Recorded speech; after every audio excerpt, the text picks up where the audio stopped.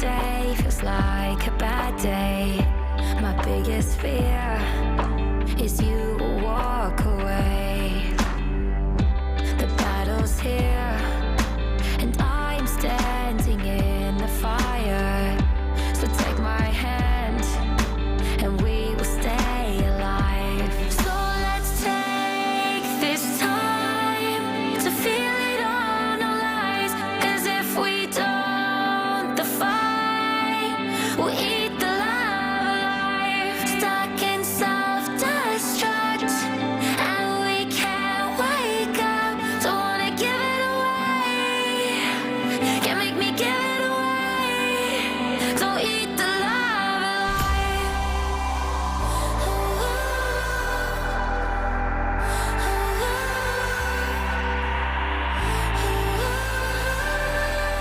Don't eat the love alive.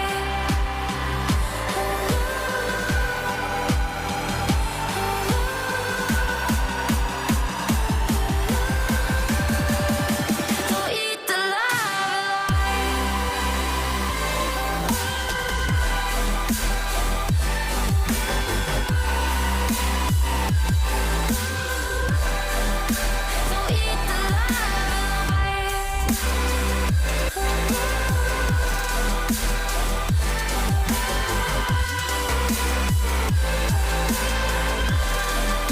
Don't eat the love alive.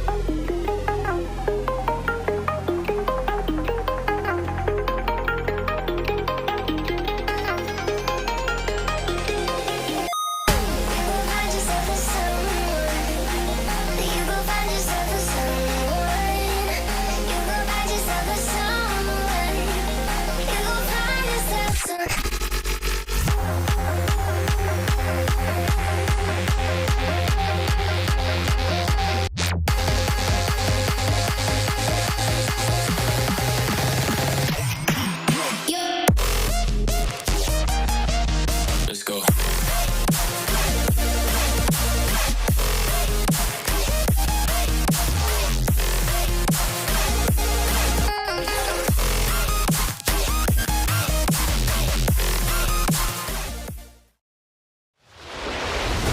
Tries to hold on to the bottom. Here comes Giuseppe. They make contact. They touch once, twice, 3 times. Oh, trouble! Oh, no, Rocky into the wall. Big crash front straightaway. Huge crash coming into the triangle. No, Rocky up and into the air. They're beating and banging. Burn on the bottom. Cosman up top. Cosman, I think. No. Breyer by 1/1000th of a second. Joseph, no! At the line, Thunhorse!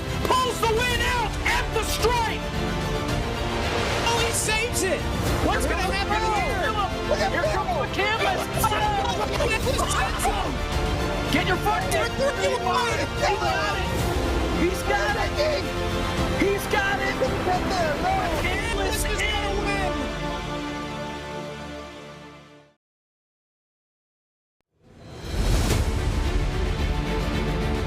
And welcome everyone to virtual Fuji Speedway here for round number 5 of the Penguin RC Simulation SimCAR Grand Am Championship.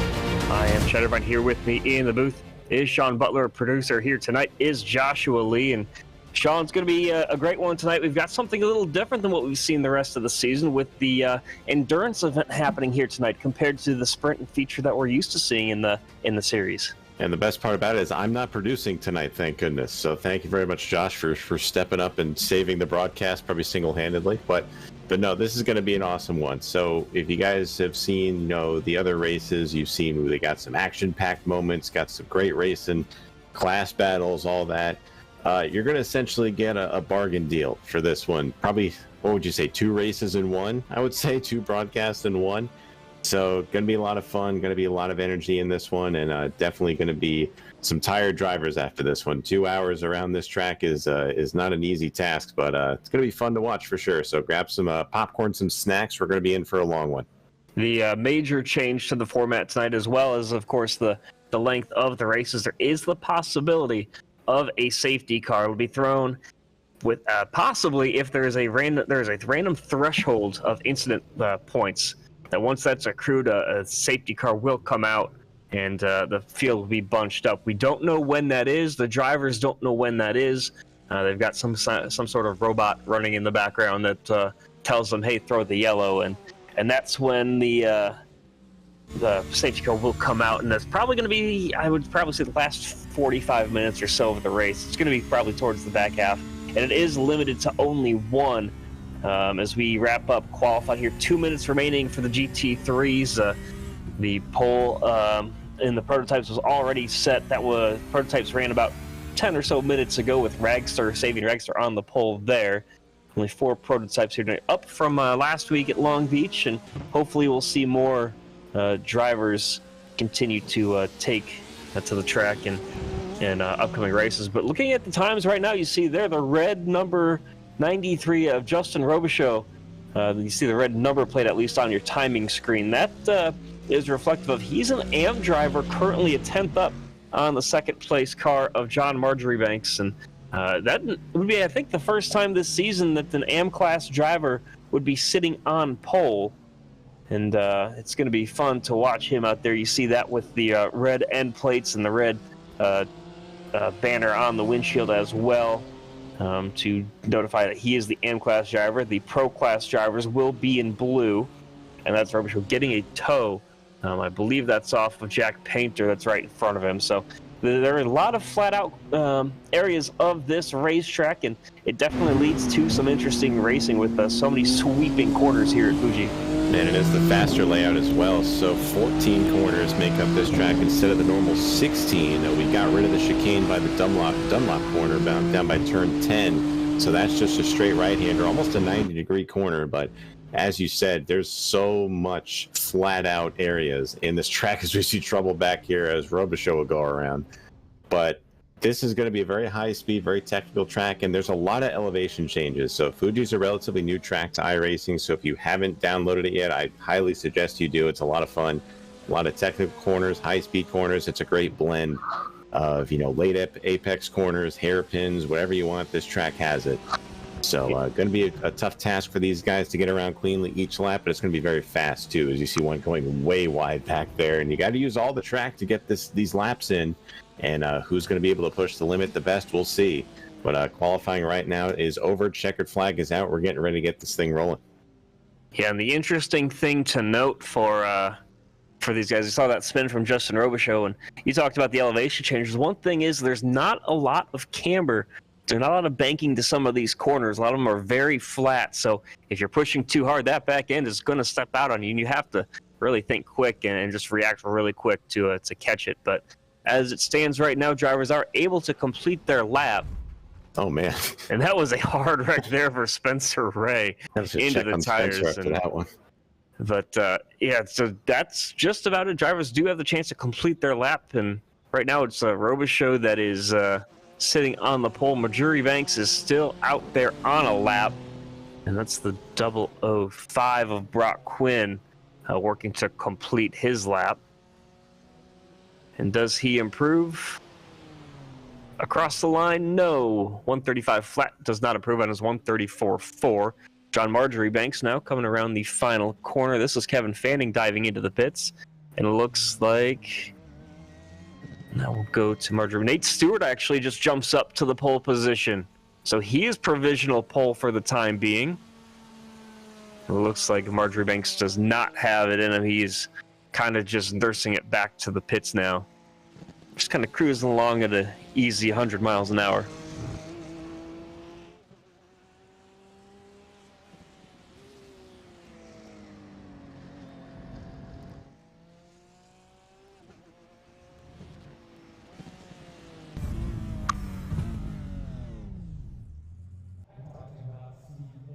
Looks like that's it for just about everybody. Waiting for the session to officially close. As only driver left on track is Marwan Mafta. He is sitting in his pit box. But and look at these scenes around Fuji. It's just such a beautiful course, nestled kind of in the mountains of Japan. It really makes for some fantastic scenery to go along with, as you mentioned, just a fantastic racetrack. But with that, we're getting set to go green. We'll take a look at our starting lineup here from Fuji.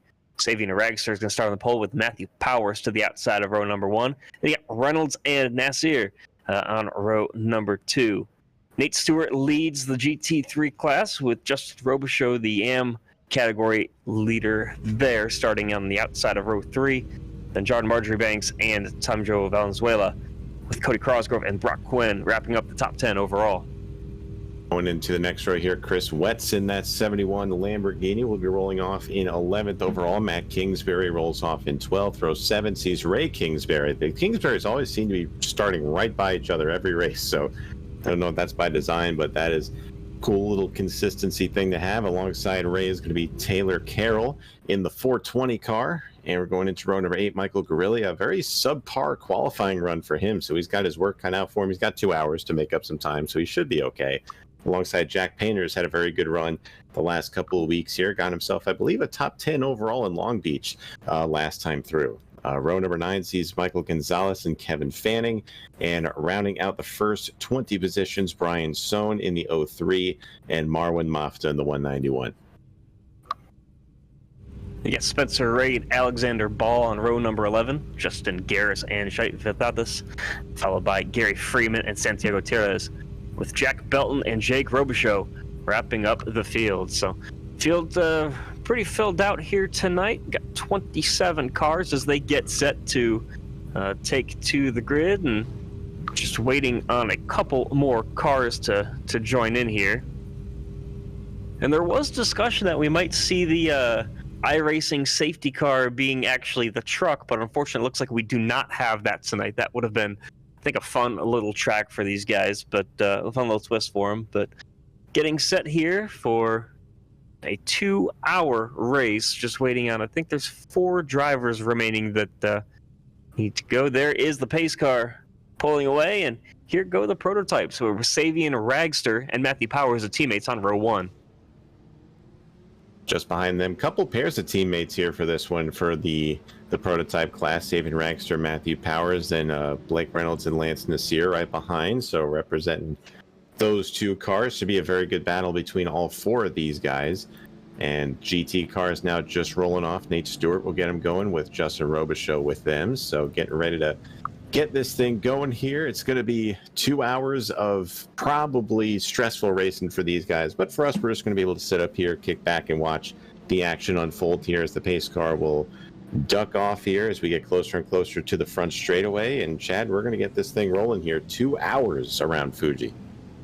Yeah, this track sets up nicely for some endurance racing, and it's going to be a little different than last time we were out. We were at Long Beach this time, taking to an actual road and street course, and there you see the pace car kind of building itself a bit of a gap to these prototypes. They're waiting for the pace car to dive away, and I think that We're going to see the teammates here of Ragster and Powers kind of work together to get a solid jump and get themselves situated in line before they dive into turn number 1.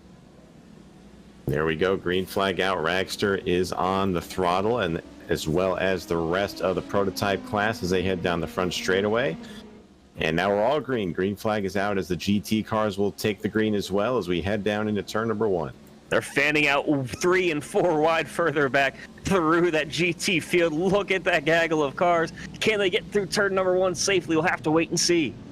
Forgot who that was down on the inside there. That was the 25er Ray Kingsbury in the Mercedes. Threw it way in there trying to get some spots. So I don't think he got very many. He's still being shown where he started. And this is going to be the technical part of this race. All these guys have to get through the small, slower corners of this. And we got this big, long sweeper, double apex corner. And this GT class is very tightly packed. Yeah, the interesting thing for both Kingsburys is not used to qualifying this far back. They still did qualify together, as you mentioned. But usually they're up maybe closer to the 3rd or 4th position there in the grid. And this time, I think Matt's back in 5th at the moment. Ray is back in 7th, so they've got some work to do. Blake Reynolds has gotten by Matthew Powers for the 2nd spot. There's all those prototypes, and there's Lance Nassir. He's had an issue. See what happened here. If we can, we'll kick up a replay here when we can. But it looks like coming out of the corner, he just kicked up a little bit of grass coming out of turn number 10, and that's enough to send the rear end of that prototype around.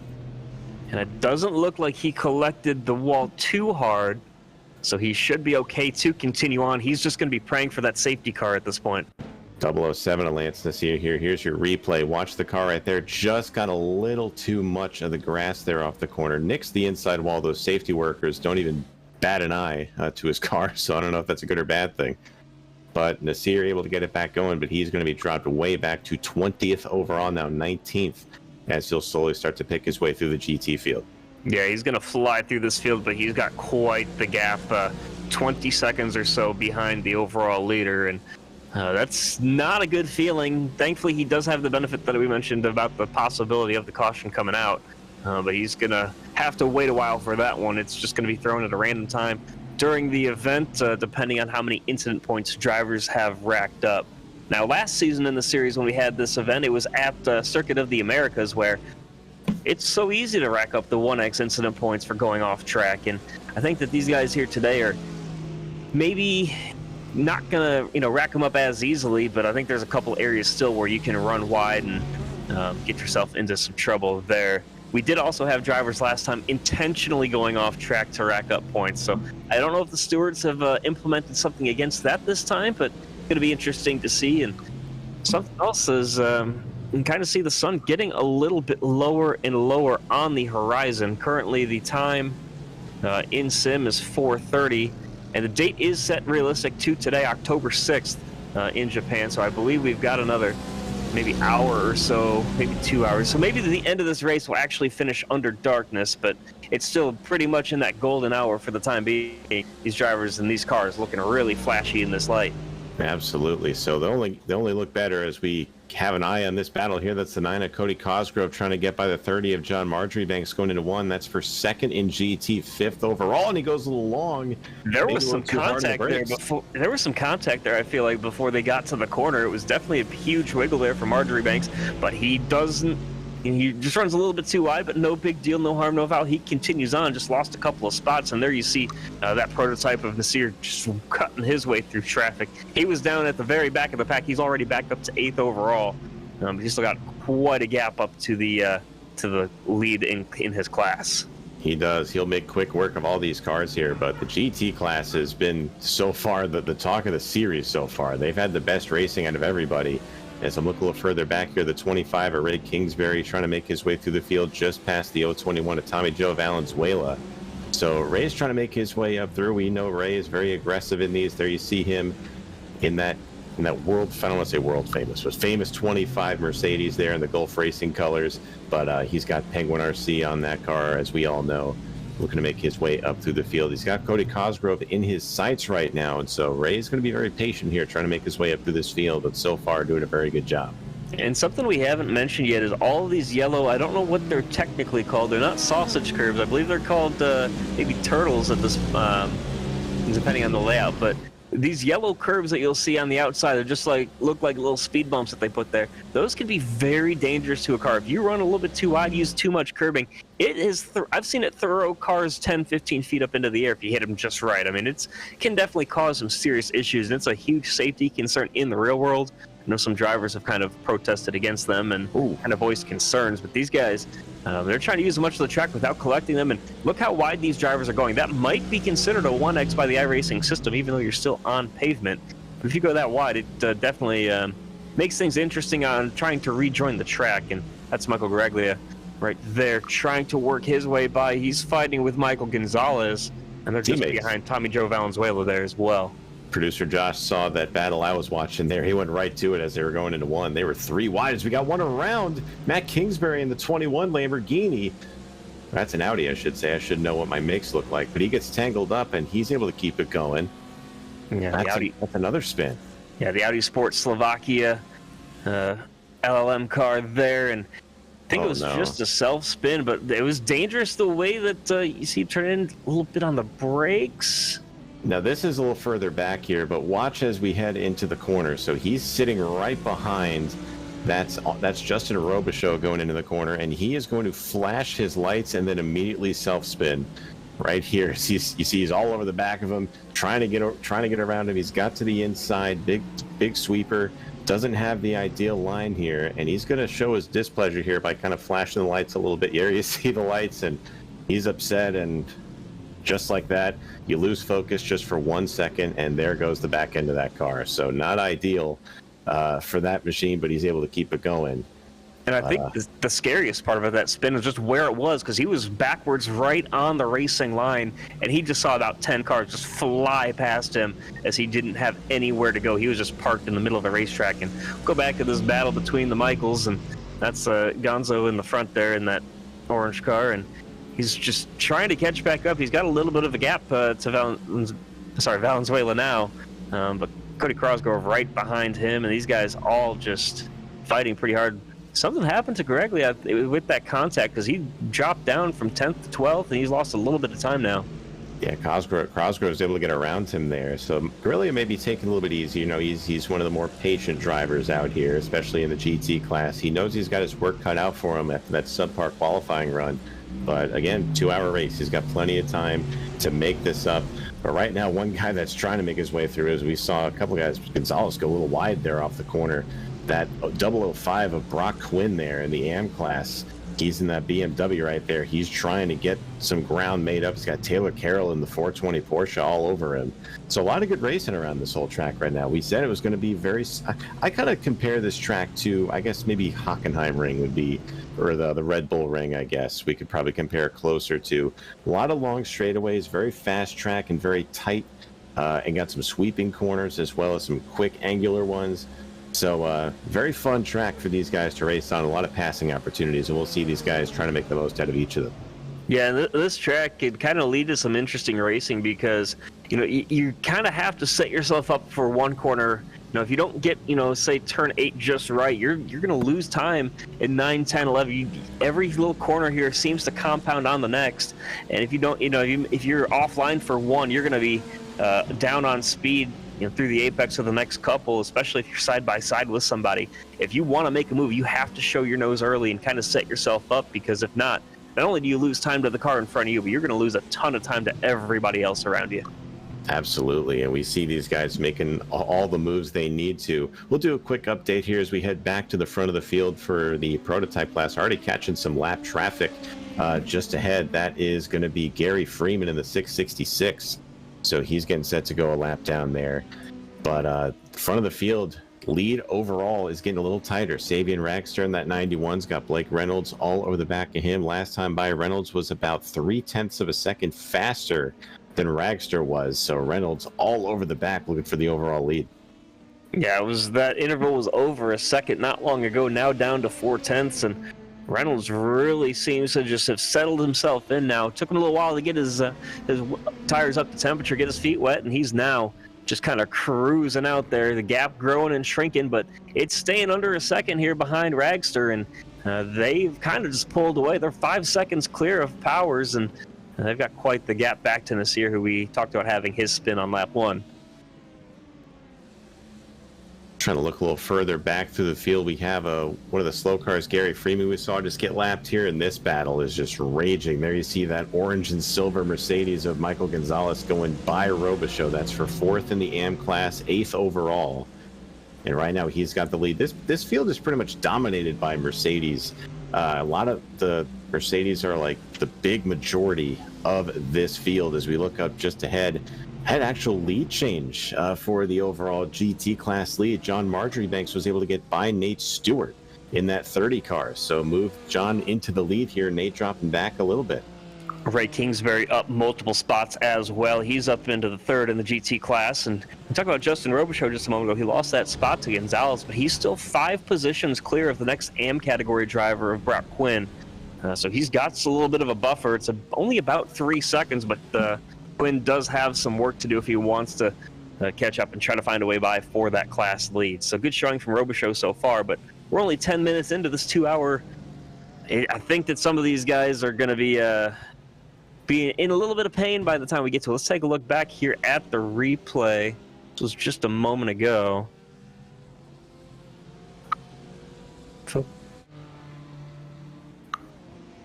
So there was an issue there for Nate Stewart that allowed Marjoribanks to go by, and unfortunately there for Nate Stewart, that's the same spot that we saw Nasir kind of go wide, and he caught the outside grass there similarly, and looks like he just was not able to collect his speed because he's just slowly losing time here and just compounding. But this is a look at the 04 of Nate Stewart. Continue to work his way around, and there's the back end coming around.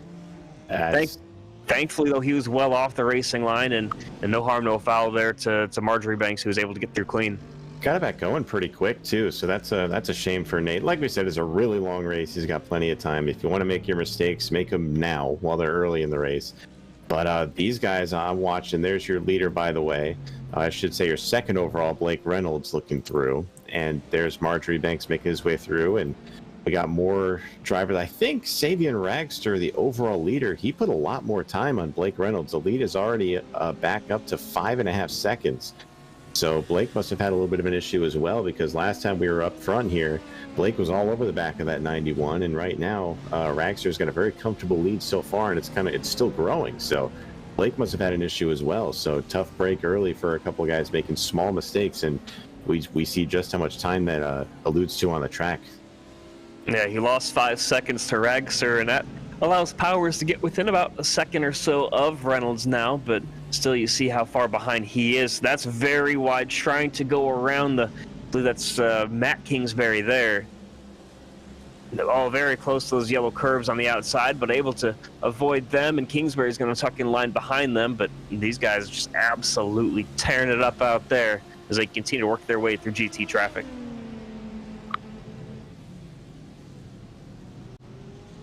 I think we've experienced the lull in the race so far. Everyone's kind of spread out as I just have a random frog in my throat. That's fantastic. But these guys are starting to bide their time a little bit more. I think they've gotten the adrenaline out of their system right now so far, and they're starting to kind of calm down and make sure every move is calculated instead of instinctual, if that makes sense for these guys. But got some discussions happening on the radio right now. Marwin Mofta talking, and actually Jake Robichaux is around in turn 1 in that 92 car. I wonder if we can take a look here at the 420 of Taylor Carroll. He is in the middle of a battle with Cody Crosgrove and Michael Graglia, and all 3 of them nose to tail. And they're fighting a little bit of a peek to the inside there, but the door was slammed shut by Cody Crosgrove, and these 3 have been battling. There was just a little bit of discussion on the radio between them as well. Especially for Cosgrove. He's got some splitter damage to the left front of that car. Probably picked that up on one of the curbs. And there you talk. I was just talking about that earlier. He hit that curb. The car jumped about a couple feet in the air. Mm-hmm. He continues on, and then now he's got Blake Reynolds right behind him with nowhere to go. Blake's going to make easy work of these guys down the front straightaway, and that's what we were alluding to. You know, for those sausage curbs, those bumps, whatever you want to call them, they may be more damaging to your car than the wall would be in some instances, where they just do so much underbody damage to these things. And a lot of these cars, especially the prototypes, a lot of the aero comes through in the underbody of these cars, so you really don't want to have anything dragging or anything too high off the ground that'll affect your downforce. And we'll see these guys aware of that throughout this race. Yeah, I mean, you talk about it in the GT cars, but in the prototypes, if you hit one of those curves, if you get any floor damage, you're significantly going to be down on straightaway speed. And those cars are so sensitive. There's a car around as well. Let's go back and see who that is. That's the 93 of Robichaux. He was leading the AM category. It was Jake Robichaux earlier. This one's Justin, and he's got to try to get back out there and make up time. Oh, and that was a very dangerous rejoin there. Let's see. So he goes through the corner here. Again, quick left-hander. We'll see as he comes up to it, and he just loses the back end. This is what we were talking about. So this is coming up. Goes to the corner, maybe turned in a little too early, and just kind of, I don't know. That's a tricky one. Yeah, you saw him light up the brake. Oh, he almost reversed into traffic there as well. And that's, tough. That's a tough one, yeah. I mean, he didn't really have anywhere to go. He was broadside on the racing line, and other drivers did well to avoid it. He just had to be a little more aware, I think. Fortunately, nobody else was collected in it, but that could have been very bad there, and unfortunately, he's going to drop all the way down to the 17th position in the GT3s. Like I was saying, if you're going to make a mistake, make it now, so that way you get it just out of the way. So closest race that I can see on the track right now, we got a couple battles. Brian Sohn in the 03 looking underneath Brock Quinn in the 005, a little bit further back on the front stretch there. You see top of your screen as they head into turn number 1. So this is one of the closer battles. This is for 15th overall as we see Quinn take a very, very wide line through 1 and 2, and he's going to give up the spot to Brian. That's actually a battle for, I believe, second in the AM class. So Brian Sohn just moved into second in the AM division. He's got the leader, Jack Painter, about 2 seconds ahead of him. So there you see Brock Quinn looking up to Brian Sohn. So a lot of these races within a race, so to speak, especially in the GT class, is worth watching as well.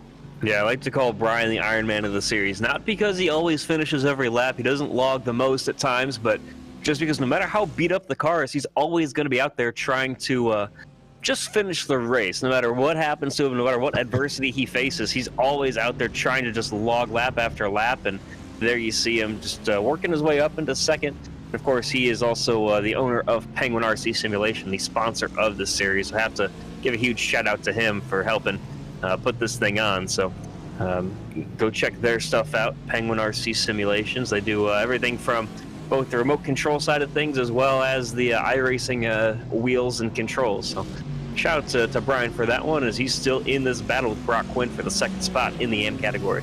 Making use of that Penguin equipment as well as Brian is there. You see looking on board, Brian looking back to Brock Quinn. And behind them, about, I would say 1.2 seconds behind Brock is Chris Wetz in the 71 car. He's in a Lamborghini, I know that for sure. That's all he's ran this year.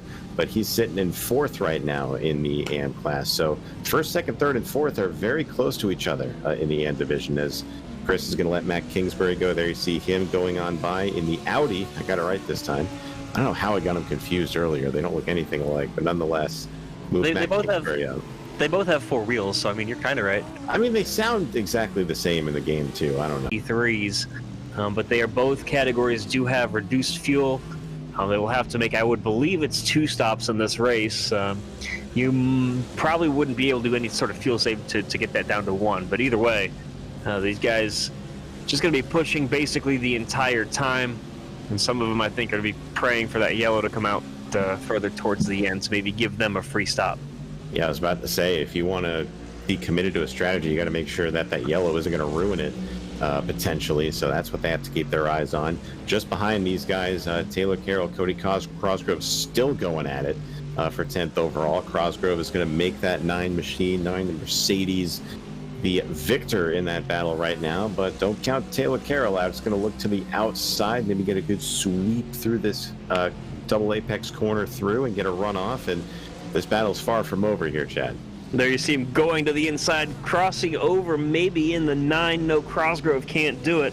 He's going to tuck in just behind. He thought about making the move back to the inside, and unfortunately, though, he's just behind. Now he peeks to the outside.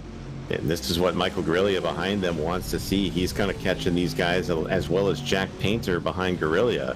So this could be a 4-car battle here for 10th overall.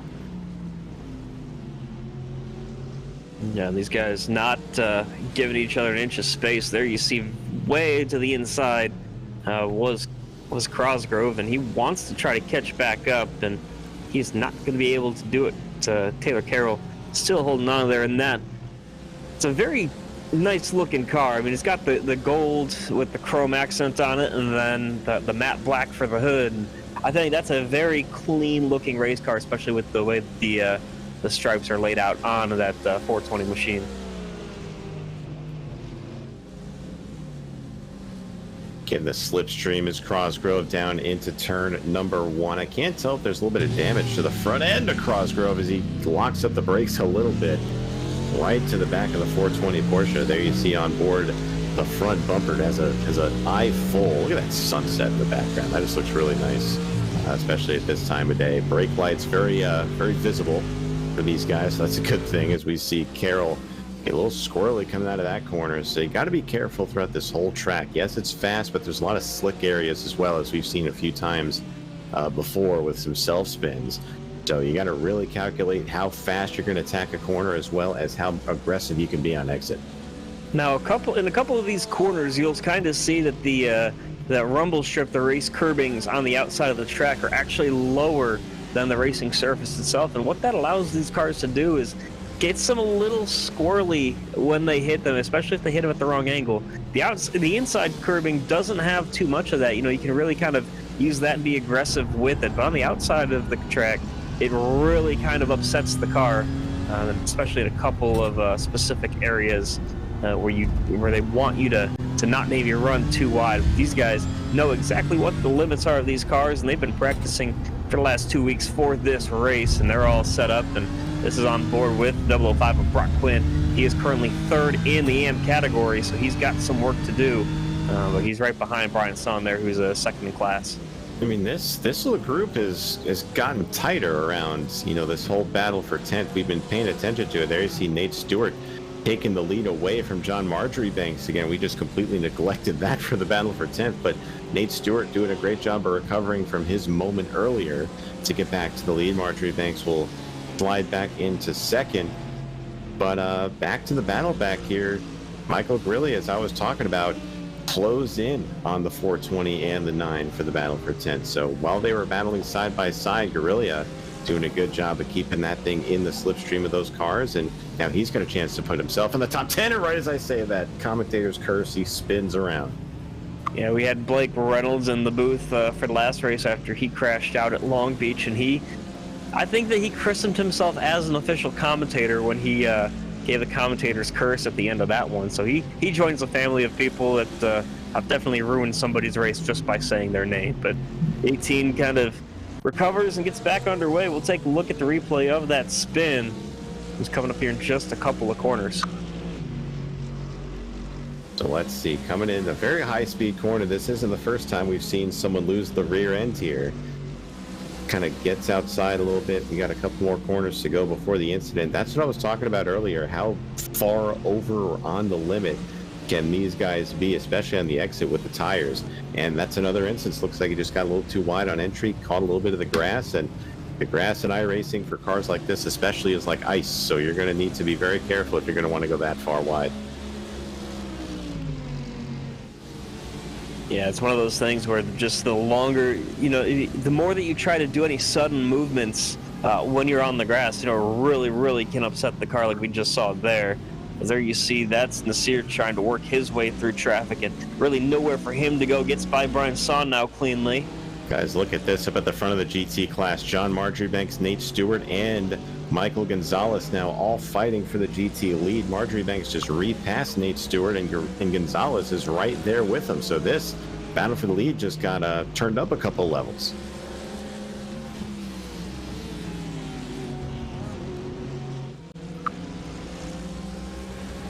Yeah, Marjoribanks done a great job, just consistent all season long. I feel like we see him up at the front of the field for most of the season. Mistakes here and there for just about everybody in the field, but the consistency has been key for Marjoribanks, and we'll have to see what he can do to kind of help his championship position. I believe that Ray Kingsbury still holds that championship lead at the moment, but it's not by much at this point because last time out at Long Beach was not the greatest result for him. He was involved in a massive track blocking pileup about halfway through the feature event. That took out several drivers. But Kingsbury now sits in the 4th spot. He's about 2 seconds or so back of these guys, so he's got some work to do. But these front 3 really fighting hard, and he's licking his chops, hoping they keep at it. That was a great wreck at Long Beach, if you guys remember that. That was just the ultimate track blocker there. So Long Beach is narrow enough as it is, and the track blocking wreck doesn't help anybody. But looks like we had another incident. Justin Robichaux is around in the final corner again in the 93. That's about the 2nd or 3rd time we've seen him spin. So tough break there. You see him just getting it going.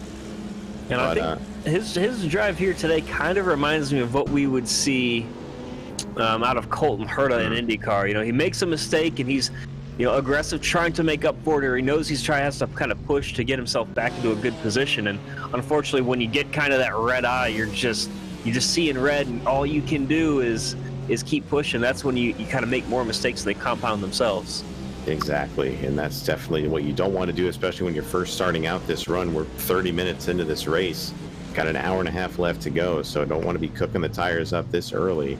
But this is about to be a 4-car battle here for the GT class lead, as we got the aforementioned Ray Kingsbury just clinging on to the outside of this trio here at the front. There you see them come off the turn 14, and there you see Ray right there, right in tow. So he's not out of this by any stretch of the imagination. So he's looking to make his presence felt at the front. Unfortunate thing for him is he's just out of slipstream range. He is able to catch up a little bit through some of these corners because these guys are battling so hard, but at 1.5 seconds, he is not quite there in the draft of these guys. Maybe he'll get a little something off of this prototype that's working its way through. I believe that's Lance Desir that's just behind him. I'm trying to see. Lance Desir already had to make his way through. He lost some more time. I got to see what happened to him. But this definitely is the battle to watch on the racetrack. Not missing anything in the prototype division.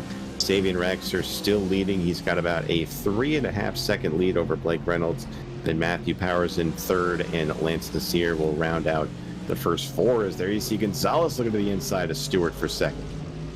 And the interesting thing to note, at least in the prototypes, I'm sure that some people will take the risk in the GTs as well, depending on when that caution comes out. You don't have to take tires in this race. It's only a 2-hour race, which, that is longer than what we normally run, but you don't need to stop for tires. But if you get that free stop under the yellow, I think for some of these guys, it's kind of, might as well take it if you got it. Might as well. So more grip is better than no grip in these cars especially. So we'll see. I think we'll see a lot of these guys come down and take their set of tires for sure, as Michael Gonzalez, being so aggressive, looks to the outside of Marjorie Banks. Now he's going to try to cross it over to the outside of turn 14, get a good run down the front straightaway, and we are looking for maybe a potential lead change here. He was setting that move up a couple of quarters ago. Are we going to go 3 wide down the front? It doesn't look like it. Stewart, that's dangerous there. That's a bit of a block from 4 wide. Stewart. Wow. Here comes the Sear and the prototype. He says, "Get me out of here!" As they're gonna throw it in. The virtual safety car has been deployed. Wow, that is early in the race. That's surprising to me. Robichaux got a piece of it. Gary Freeman is on pit road. So the virtual safety car has been deployed. The pit is closed right now.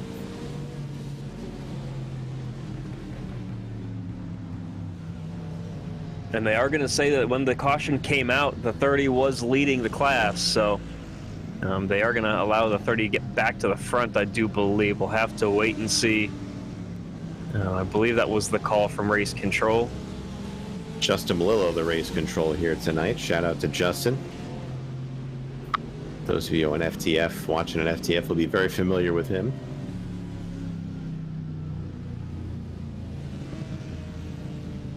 Now, since these cars are virtual as well, does that make it a virtual safety car? I don't know what you would call it, now that you mention it. I think we're thinking about it too much, but I get where you're coming from. I can't even. The digital safety car? I don't know. The digital virtual? Digital. Anyway. Something to think about. And something to note, by the way, you just kind of saw it fly by in the background, but the chicane that they will sometimes use in certain layouts here at Fuji, they've elected not to run it. I think that's the right decision, especially for multi-class racing. not my favorite chicane on the service, but you know, it's one of those where, especially when you're trying to go too wide, when you have faster traffic either in front or behind, it really can throw off somebody's momentum and definitely could be maybe more of a rolling roadblock than some of these cars already are. You know who wasn't happy about that? Producer Zach Johnson is not here at the moment. He's working with another broadcast, but he was throwing stuff around the booth in this one, hearing that we were not using that chicane. So it took me like not running the league. It took me like 5 minutes to get all my paperwork settled back out after he threw it everywhere. I mean, the couch was overturned. Like, our guests are not going to be happy when they get up here to the booth and see the status of the commentary booth. He turned the coffee dispenser upside down and spilled all the contents of it out, which is fine to me. I don't really drink coffee, but for those that do, that's a big inconvenience. Josh said he's very tired, so he could be using some of that coffee right now. Now we do have a taker down pit road. I'm trying to see who it is. Believe that is the 97 of Jack Painter. Jack Painter, yeah. Josh says he poisoned our water supply, burned our crops, and set fire to our houses. He didn't do that, but that just shows you but how are we going to let him continue until he does? I mean, he very well could just go out and take care of all that after his broadcast. We don't know. So if you see Zach Johnson around, just contact the local authorities. So Painter, the only car that came down pit lane. We'll have to check on his status. He's probably going to have to check. He is not up on the jacks at the moment, but we'll have to wait and see, because he's been down there. Did he have maybe a penalty before getting service? Because he's been stuck for 40 seconds now. He might just be getting fuel or something, maybe. I don't know. He's been in there for 45 seconds now, so I think this is going to be more than fuel. Maybe damage fix too, potentially. You don't know. He might be getting that. Might have to go to the bathroom. Who knows? So now would be a good time to do that. Absolutely. Duty calls, as they say.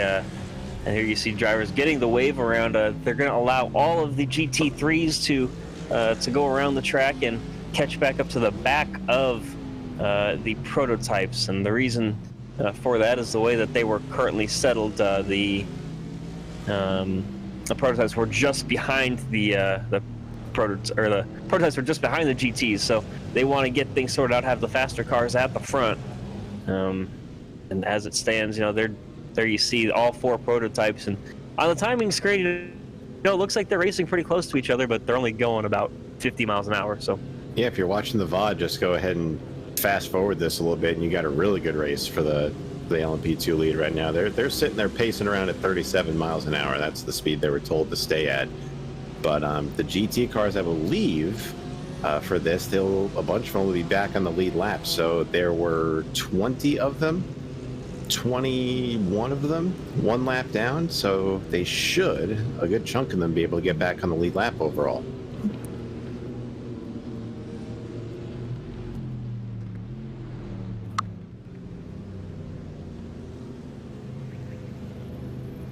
And they are allowing, it looks like, Gary Freeman to get back onto the lead lap before they officially bring out the safety car. And I think that the benefit to the safety car being so early, I think that the limit was only 1 in the event. I'm not 100% sure on that.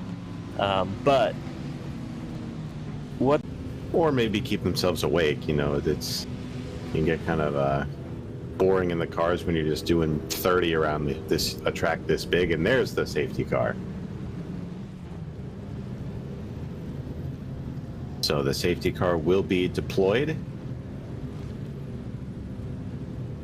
Now the field is being instructed they're all on their pit limiters.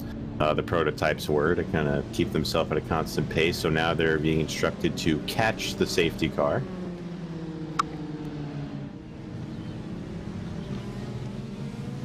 And we're hearing Cody Crosgrove ask about damage to his car. And from what I've heard, I think it was Taylor Kerr that told him it's not good. And if we can get a rear chase or similar shot, something just of that front nose of that car, both ends of that splitter in the front are just hammered up. I mean, it's That's what I thought I was seeing. It looked like a Supra from a distance. Is that a Supra? Oh man, I shouldn't have said anything. Let's get a word with somebody while we're kind of putzing around under caution here. So I'm going to pull Blake Reynolds into the transfer room. Blake can't hear us. He's muted. Hello? Hey, Blake. Hey, Blake. What's up? We brought you up to the booth really quick. How's the race been going so far? You liking the way your car's driving? You had a chance to get the lead there to save you on, and you kind of lost ground. What gives? Yeah, the rear brake caught me from surprise. There's a lot of elevation change that you just can't really notice. And also, I was having some internet problems before the race. Just didn't get the practice laps that I kind of wanted to. But I've kind of figured out the car. I fell off a Sabian there. I was catching back up to him again. And then passed the GT field once all the way through. So that's all good and dandy. And yeah, that's pretty much it. Just I've been vibing at my pace, and I'm looking to get tires and fuel here. Now, is Lance going to be able to not crash in this second half of the race? Well, he's going to be sitting in the pits for a bit, I think. He has floor damage, and actually I do too. Those yellow curves in the last sector, for us, we have to use first gear in that last sector, and it's real slidey, so if we catch even just a bit of our floor, it damages a little bit. So I've actually lost a mile an hour or two on the front straightaway just because I've clipped one of those sausages wrong. All right, before we let you get to your pit stop, what's your game plan going in for the close to the second half of this thing? Well, the tires felt pretty bad there. I'm going to take them now, and I'm going to see if the track's rubbered up. Maybe I won't peel as much off the tires this next go-around. That's kind of my game plan from here. Well, there you go. It's from the man's mouth himself, Blake Reynolds. So we'll let you execute this pit stop and get ready for this restart, man. Appreciate you talking to us, as always. You're welcome up here anytime. Thank you, Sean. Thank you.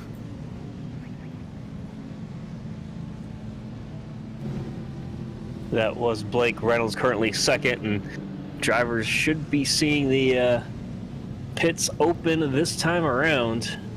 As you heard Blake saying he's going to take tires, I wonder what anybody else is going to do around him. Of course, it's about close to time for guys to make their first pit stop anyway. And it looks like we got a freight train working their way down towards the pits. Choo-choo! Yeah, I would say if Blake's making the pit stop, everybody is. If he's feeling that the tires weren't good, so they're gonna all come down.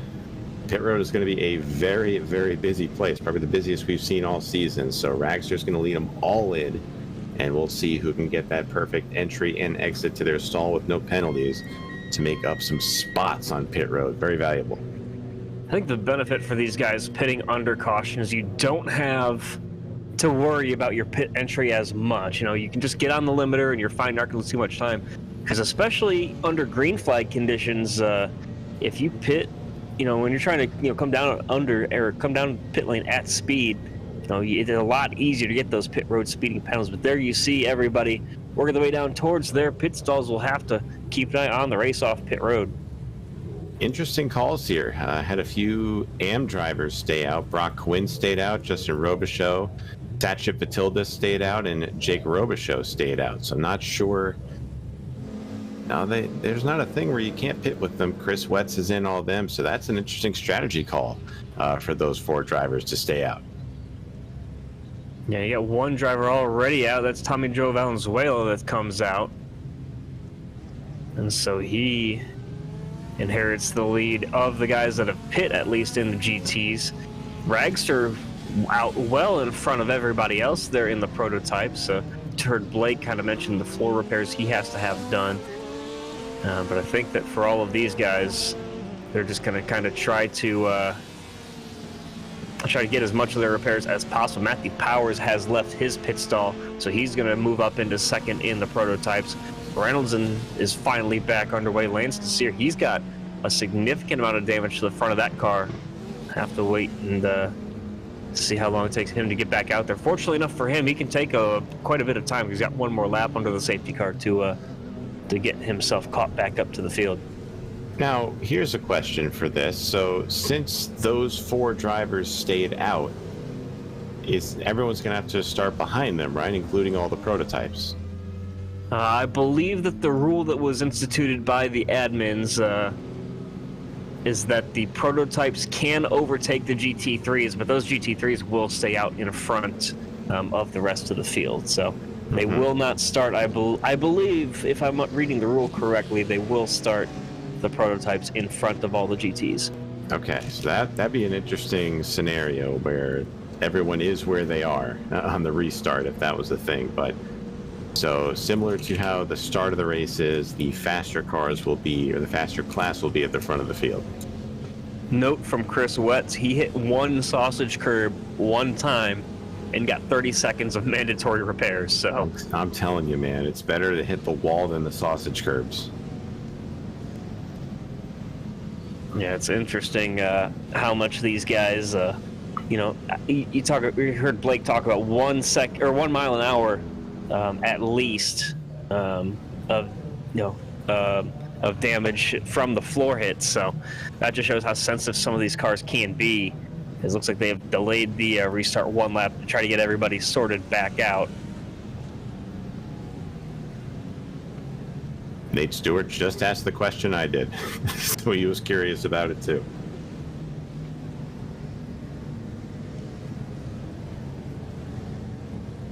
No, wait, did I hear? Prototypes do not go by the GTs, but they are able to pass as soon as the green flag comes out before the line. So, Which makes sense. I would hope they do that. yes, okay, that makes a little more sense there. Unlike the FTF Cup Series, where you can't change lanes before the start-finish line, I could imagine that being a thing in this league. That would be nuts. So lights are out on the iRacing safety car. We'll have one more lap under this yellow flag period. I believe it's the only one that we're gonna have. Josh, can we get a dramatic zoom for no reason?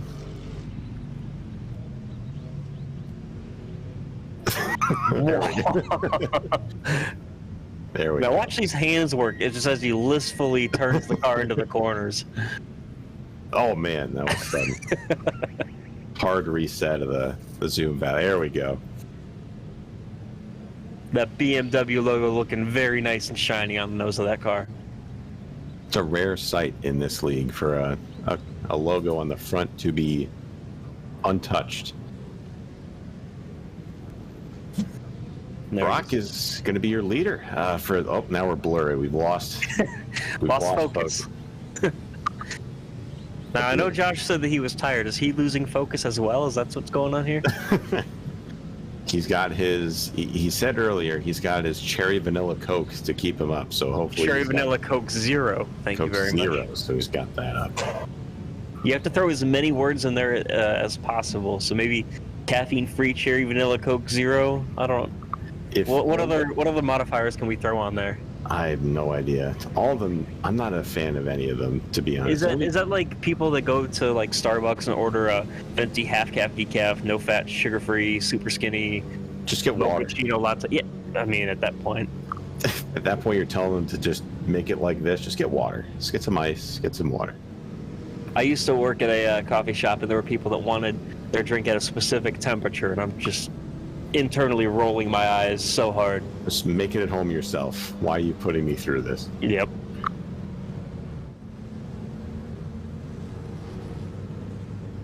I'm telling you, man, the sun is going down, the lights are going on, as you can see. So we're getting ready to have us some night racing here at Fuji, so this is only going to get tougher for these guys. Now, Chris Wetz said, yeah, he hit the curb, explains why his car was a plow box. And I mean, I think that we've kind of harped on it at multiple points during this race, but, you can definitely, ruin your night by hitting one of the curbs just wrong. And, man, you can see the headlights now starting to illuminate the track. It's getting dark quick. And that means the track is cooling down as well, so that means the pace is only going to pick up. So we should have the green flag coming back out this time. The safety car will duck to the entrance to pit road, and we're getting ready to get the second half of this thing fired away. 45 minutes in the books. Pace car pulls away. There you see the prototypes getting ready to pounce right and there. And there it is. We are green once again. Fantastic jump off the line there, but the interesting thing that's going to be to watch is these prototypes just flying past everybody on the inside. And you got to be aware of that in these GT cars if you're Brock Quinn and company up here. So we'll see. We're on board right now with Sabian Ragster as he makes his way up to third overall right now, looking to slice his way through the field, and he will do so with ease. Have some, I think there was some contact back there, but everyone got through turn one relatively unscathed. Now Blake Reynolds goes very wide there in the back. Matthew Powers is spinning. Or sorry, it was Powers that went wide. Yeah, so he's lost the back end, and he's going to lose a ton of time. I think that the big disadvantage for some of those guys in the further back in the prototypes is that just when you start with so many GTs in between you and your class leader, you're going to be in a world of hurt. But man, Michael the way that this restart happened, wow. Michael Gonzalez in that 75 Mercedes was just everywhere on that restart. What a drive by him to get to where he is. He was nearly in the grass as they make their way up through turn 10. Here comes Gonzalez again, looking to the inside of Robichaux. So Gonzalez is starting off strong in the second half. Yeah, he made that move look easy. I think that part of that's just realizing, hey, I've got an hour and 15 minutes or so left to go. I can definitely just kind of take my time with it, and I can let these guys go by, and I can get it back later on if they're going to use up their stuff now. Oh man, we got the prototypes mixed in with there. Blake Reynolds just a little further ahead. Lance Nasir is trying to make his way through the minefield of GT cars, as you'll see a little bit further back there. Matthew Powers just spun, so he's right with Lance Nasir as they're going to have a big run here. There goes Gonzalez to the outside of Vitaldis in the 38 going into one. Tommy Joe Valenzuela looking to follow him through as there's hard on the brakes for the Porsche. They're 3 wide there through turn 1, and they are fighting hard. They're 2 prototypes side by side. That's Nasir and Powers, it looks like, and they're battling hard between the 2 of them for that 3rd spot. I think the race is over right now. They're in the final lap or something, so these guys are definitely fighting hard, especially Gonzalez. So move Gonzalez up to 3rd in the GT class. He's got the 2 AM drivers of Brock Quinn and Justin Robichaux ahead of him, and the 2 prototypes goes right by him. They'll get by. Well, let's get a replay here of what happened to Matthew Powers. So coming out, this I believe is corner number 6. This is them going into turn 1 right here. So they're coming through 1 and 2. Going into turn 3, it's called Coca-Cola Corner coming up. And they get hard on the brakes. He gets out wide, and there's that sausage curve right there at the rumble strip. The car just kind of gets caught on it. Does like a 50-50 grind if you're into skateboarding or anything. It goes right over it. You got the wheels off the ground. Car goes around. Fortunately for Matthew, though, no damage, I don't think, was done. I'm seeing several drivers here in big trouble. Matt Kingsbury, one of them, he's facing the wrong direction. That was a massive incident involving multiple drivers there. Che Vitaldis was involved in that one as well. There you see both of them. And Matt is not happy over the radio. We got to get a replay of this then. So the 38. And he just loses it again. Yeah, that's a live shot. We'll get a replay here. The 38 of Sacha Vitaldis. Oh, man. There was a 3rd car involved that just plowed his way through there. That was, I believe, was that? Now there was contact between Kingsbury. There was contact between Kingsbury and Vitaldis before that, but Kingsbury absolutely just sent it up the inside. More contact there, and Taylor Carroll just barrels in. Who do you put that? You put that on Carroll, of course, if you're the stewards. No, I mean, I think you have to look at it as 2 separate instances, because there was the early contact by Matt Kingsbury with the absolute dive into the first into the right-hander as well. But I mean, overall, it was just that was not yeah. So Vitaldis is down into the pit lane, as well as Gary Freeman with significant damage to his car. Both of them at the back of the field. Matt Kingsbury continuing on, but he's got significant damage to that car. Going up to the battle for 3rd there just briefly in the prototype class with Lance Nasir and Matthew Powers. Not missing anything up front, as there you see Tommy Joe Valenzuela going by Justin Robichaux. That's for 3rd overall in the GT division. And this group is a result of that crash. Just everybody punched up here. We've got Jake Robichaux in that 92. He's going to be passed I can't even follow. It's actually closer. We got one that got very loose off of turn 14. That was Robichaux in the 92 BMW, getting passed by Marwan Mafta. Marjorie Banks just ahead of them, and he's coming to pit road. So there's something wrong with those BMWs there that stayed out. That's a tough call for those guys. All of them stayed out. Now 2 of them are in the pits. Yeah, I think they were just trying to stretch it as long as possible on that first fuel run. I don't think you're still over an hour remaining. You can't make it on fuel from here, so. How about Spencer Ray in that number 6 Porsche right there? The blue and white one just passed Kevin Fanning and Marwan Mafta.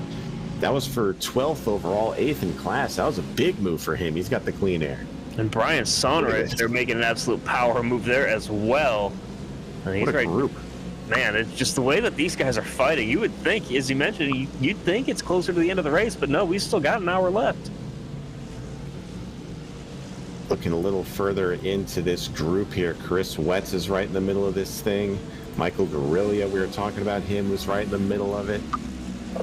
So they're starting to kind of get separate now, but a little bit further back, and along with Jack Painter and Santiago Tires back there in the 24 and number 97 cars. They're still kind of side by side, but looking to get a little bit more single file with this group here.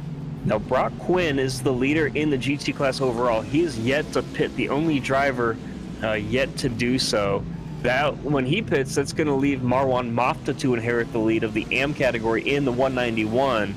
And that's a position we have not seen him in yet this season. He's, normally kind of fighting maybe in the mid maybe 8th to 10th position for Marwan. And this is a good solid spot for him to be running in, as Brock Quinn lost a couple spots. He's going to work his way now down the pit lane. So he does make his stop, and I think he stretched it as long as he possibly could. But that's going to leave Marwan Mafta now leading the AM category in front of Ball and Son and Wetz. That also hands the overall GT category lead to Michael Gonzalez. So move Gonzalez to the front, Tommy Joe Valenzuela to second, and Ray Kingsbury in third.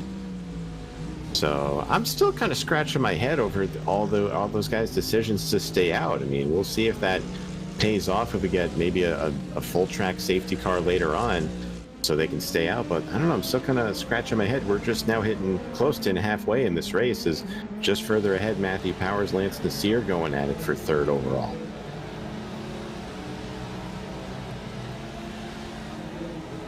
It looks like Gary Freeman is still on the pit lane making more and more repairs. Nate Stewart has retired from the event, currently scored a lap ahead of Freeman, but if Freeman gets back out there, he can at least make up that one position. Nasir and Powers still battling, though, very hard. This is, as he's mentioned, for third overall. And it looks like Powers has it for now. Josh is getting his camera zoom practice in right now with these angles he's doing. He's doing a great job with all of this, but paying very close attention to this battle. Nasir catches the grass coming out of turn 5 there into turn 6 and 7, and yet somehow doesn't lose any time. Definitely not. So I mean, it just depends where you hit it, I guess. So they're coming around here to turn. I got the track map. They just passed turn 9, which is 300R. This is turn 10, the Dunlop corner, and finally coming up to the final last section of the course, turns 11, 12, 13. They got the lap car there trying to make their way through, and they'll get by the BMW and finally over to turn 14 to round out the lap. These two are running pretty equal lap times here. They just can't get away from each other. And something I've noticed, you got here at this track, you got both 100R and 300R, and neither of those to be confused with 130R that's over at Suzuka, if I'm remembering right. So I mean, the turns have numbers in them to start with, and then they put more numbers and letters in them now. It just makes it worse. And I think that that it's basically determines that by the radius of the corner is what gives it the number. So you won't see anything more than a 360R, but that would be an insane, just do a complete spiral on the racetrack. That'd be fun to see. Definitely. I mean, we see these guys coming through still. Let's see, this one was that. I'm still trying to get my corner names right. They just went through Coca-Cola corner there. Now they're coming through 100R, as you said. Now this is just called hairpin, according to iRacing's track map. So turn 6 and 7 is called hairpin. And now they're coming up to turns 8 and 9. Turn 9 is 300R. We're getting this down as we go through. What I love about the corner called hairpin is that there's probably considered 2 or maybe 3 corners on this track to be hairpins, but a little wide there from the sear. And this section is called Nets, turns 11, 12, and 13, and turn 14 is called Panasonic Corner.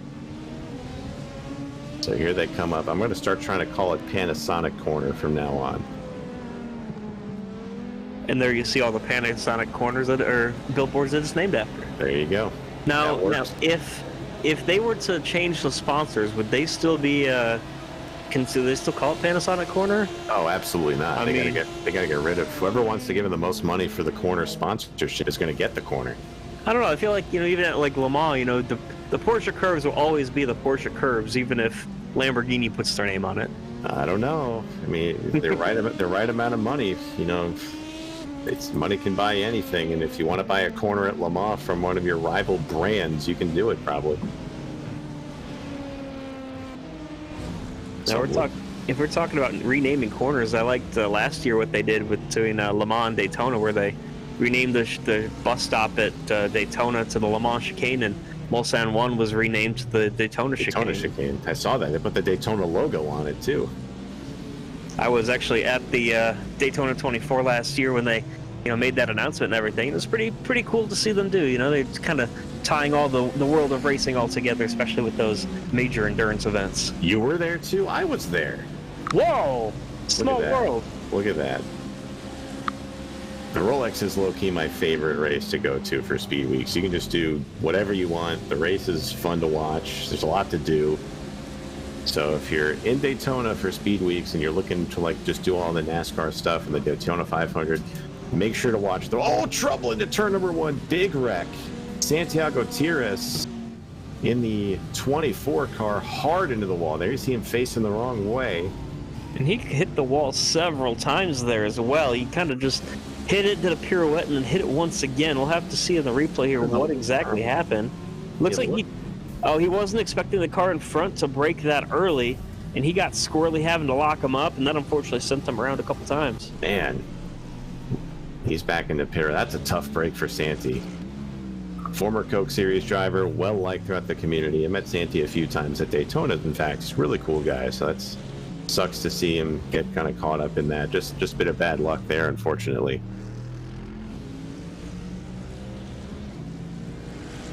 It's now up front, by the way. The lead is kind of closed up a little bit. Ragser and Reynolds now a couple tenths of a second apart, and they're getting even closer now for the moment. Let's see if we can't get a look up at Ragster and Reynolds.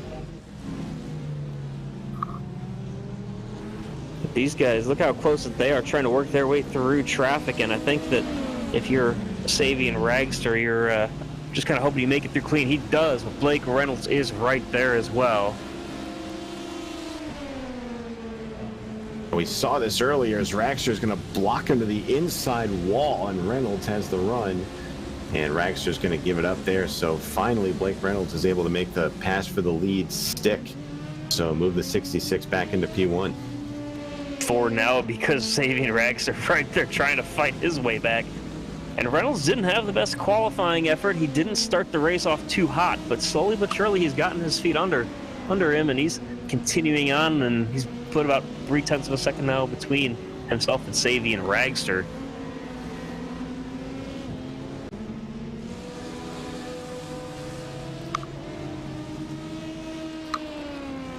And coming up on halfway in the event, 1 hour down, 1 hour remaining. And we'll take a short break here and be right back with the second half of the race from Fuji on FTF GG.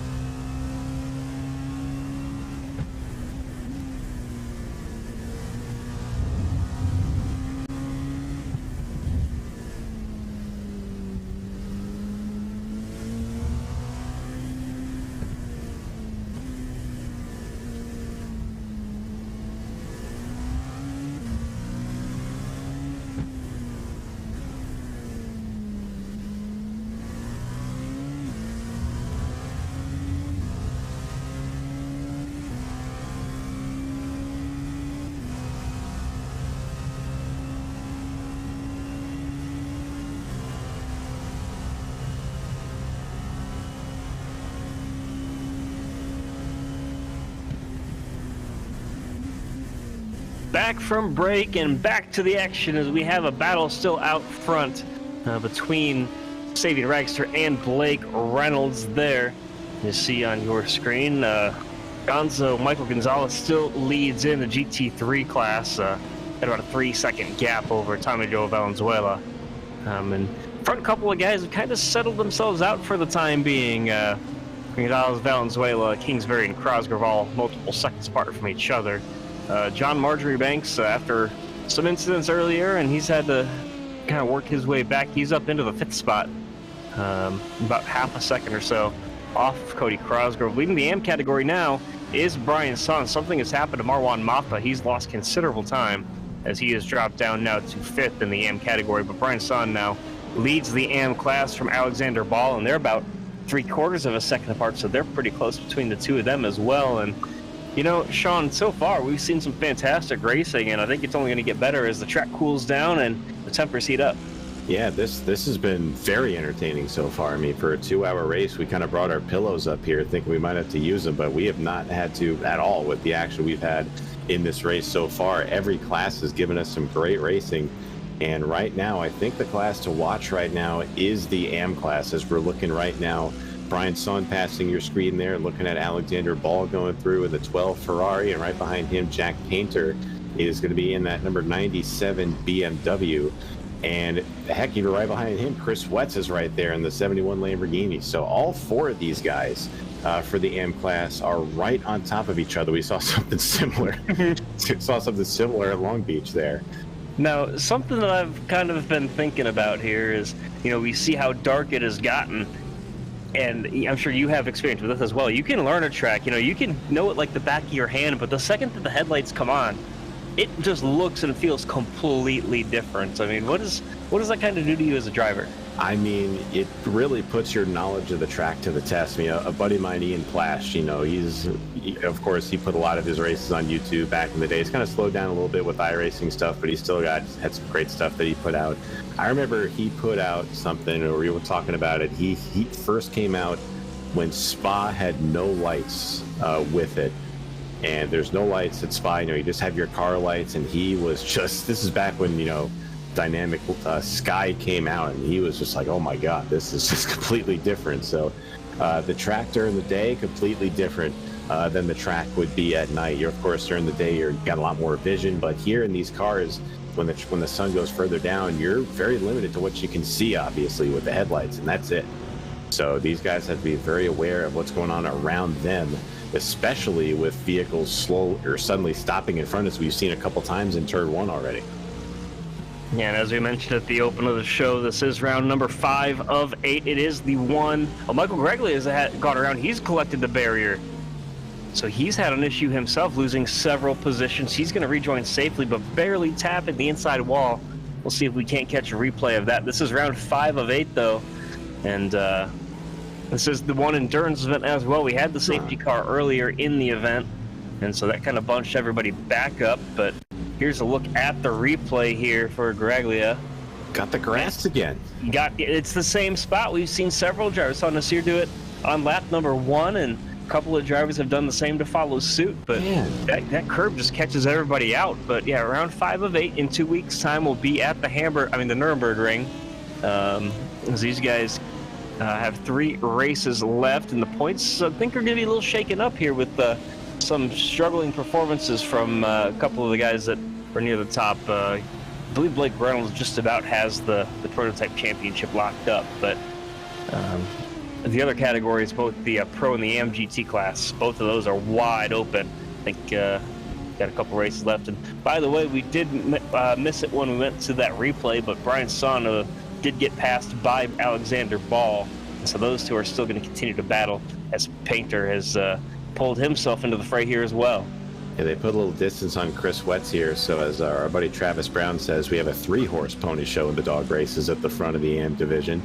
But it got me thinking, you know, going to the Nürburgring, if these guys are having trouble with the curbs and the grass here, that's pretty much all the Nürburgring is. It's just more narrow and the thicker curbs and more grass. So that's, if they're having trouble here, what's going to happen there? So that's going to be an interesting one to watch for sure. But Speaking of interesting races to watch, this AM Division race for the lead, we're going to have our eyes set on this for a little bit as we see Ball starting to pull away a little bit from Brian's son. Jack Painter, though, is all over the back of Brian. As but look at him hit those curves, though. That's going to damage Alexander Ball's car. He hit that one hard, and the car jumped into the air. Got to tell you, those the curbs at Panasonic corner will come out and get you. And that's another thing we could add to running in the dark. You know, it'll be hard to see trackside objects, or harder to see trackside objects, including those curbs. So they really have to be aware of where they are.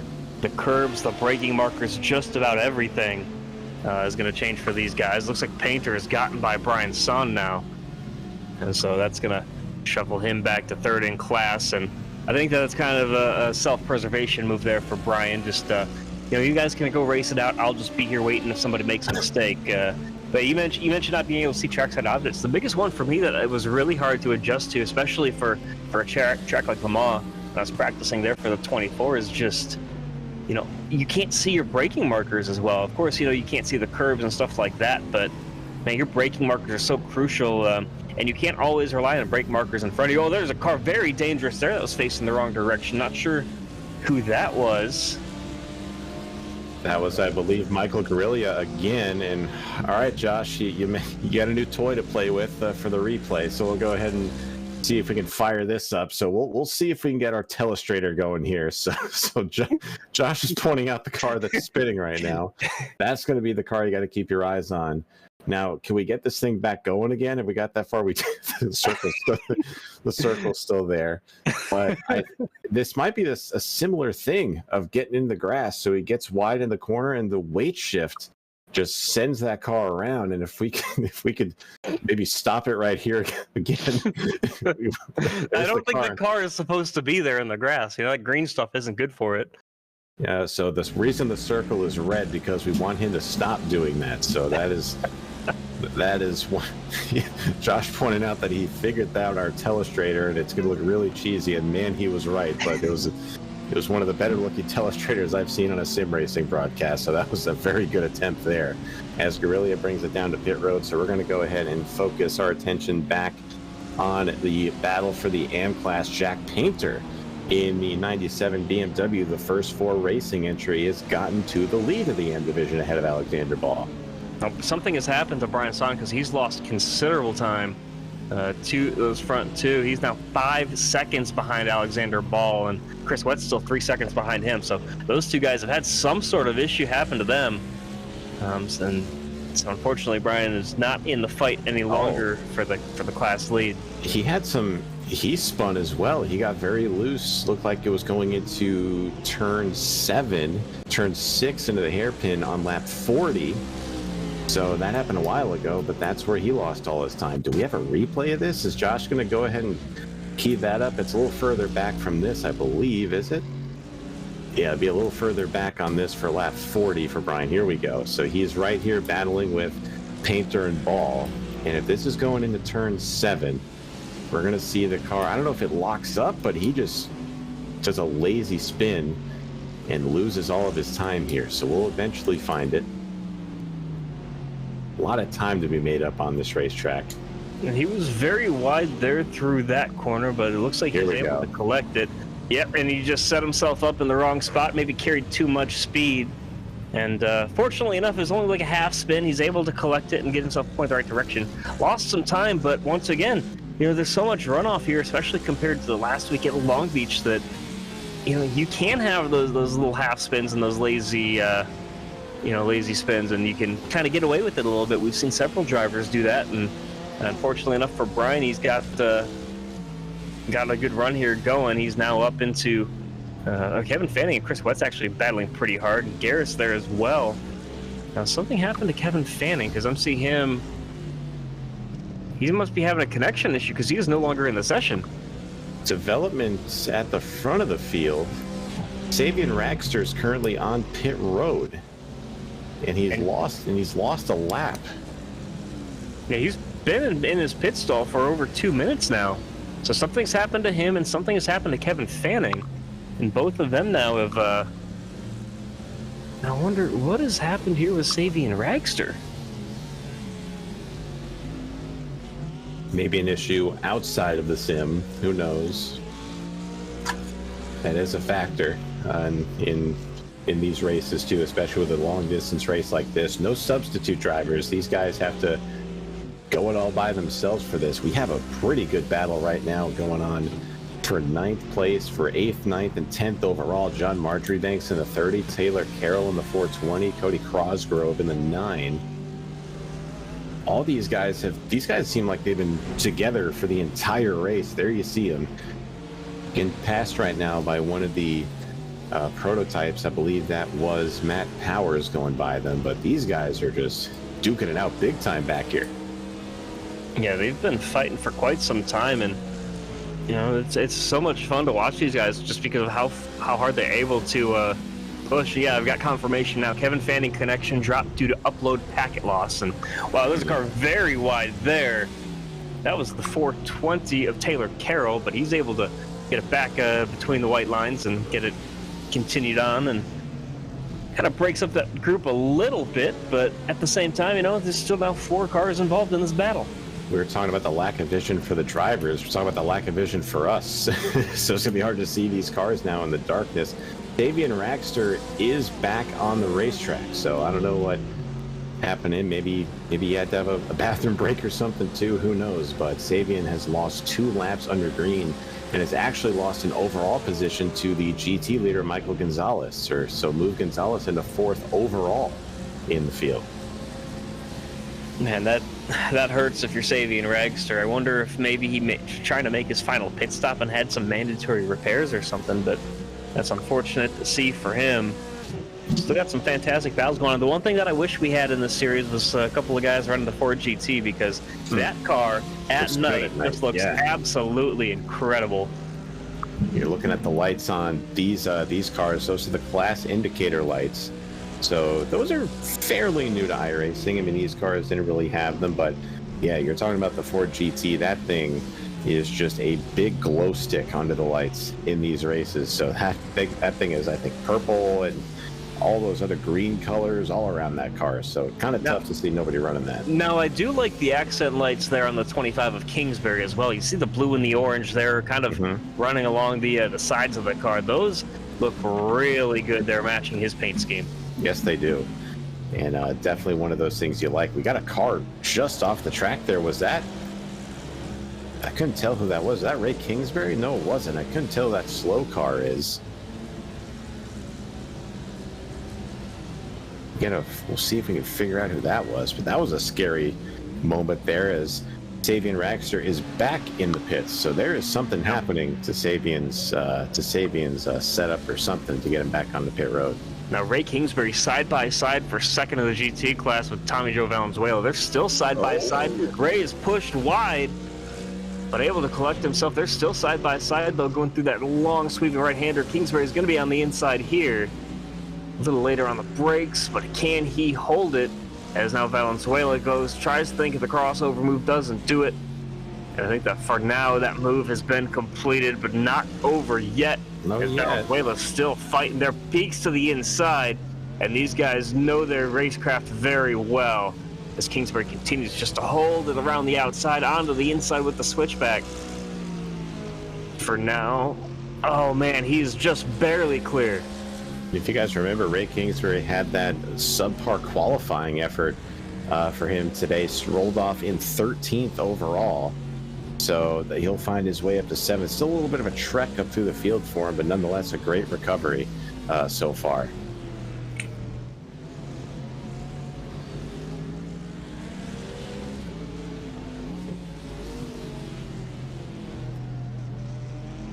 Yeah, so Reynolds still leads the overall. He's got a considerable margin over Powers. I don't see that lead coming down very much, if at all.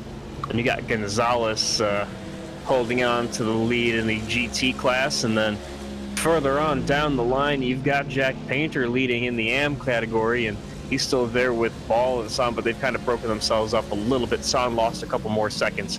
That's going to open up an interesting battle for third in class with him and Chris Wetz here in about a lap or two, because they are about less than a second apart now. You have a call to Chris Wetz. He's drove a very good race, been trying to keep his Lamborghini out of trouble. and he's done very well for himself right now. Still looking 4th overall in the AM class, but solid run for Chris Wetz.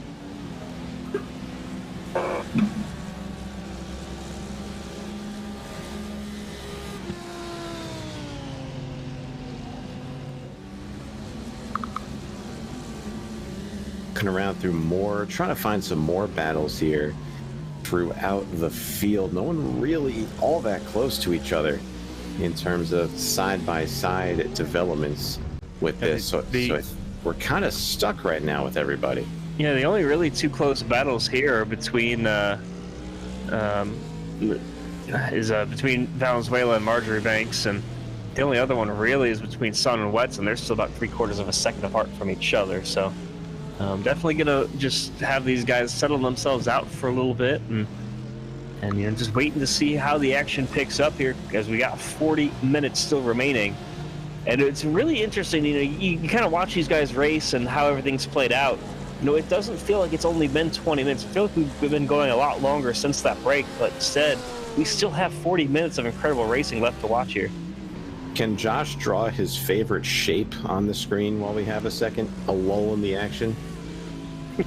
He says he wants to keep playing around with the telestrator, and Zach Johnson is very eager to see. So what's he going to draw right here?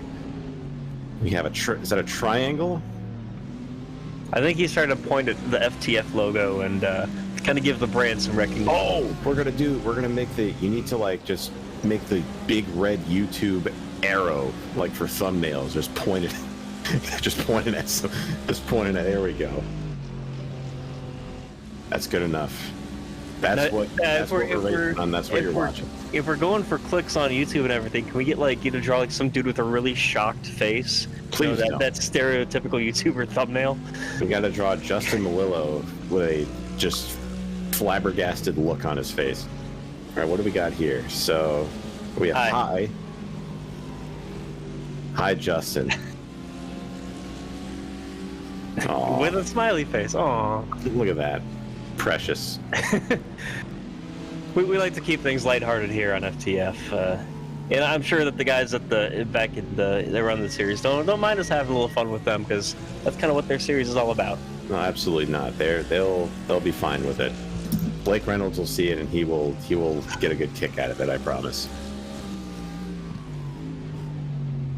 I mentioned how his lead for Reynolds was 10 seconds, is now up to 25, as something has happened to Powers, and he's losing even more time. He is just bleeding time. He is on pit road, actually. That's why. Okay.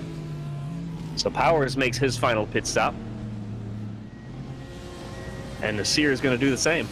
Yeah, I believe this will open the window for pit stops. So we'll see these guys start it, and more will start to come through as we head through the run. So this should be the only green flag pit stop of the race, I believe.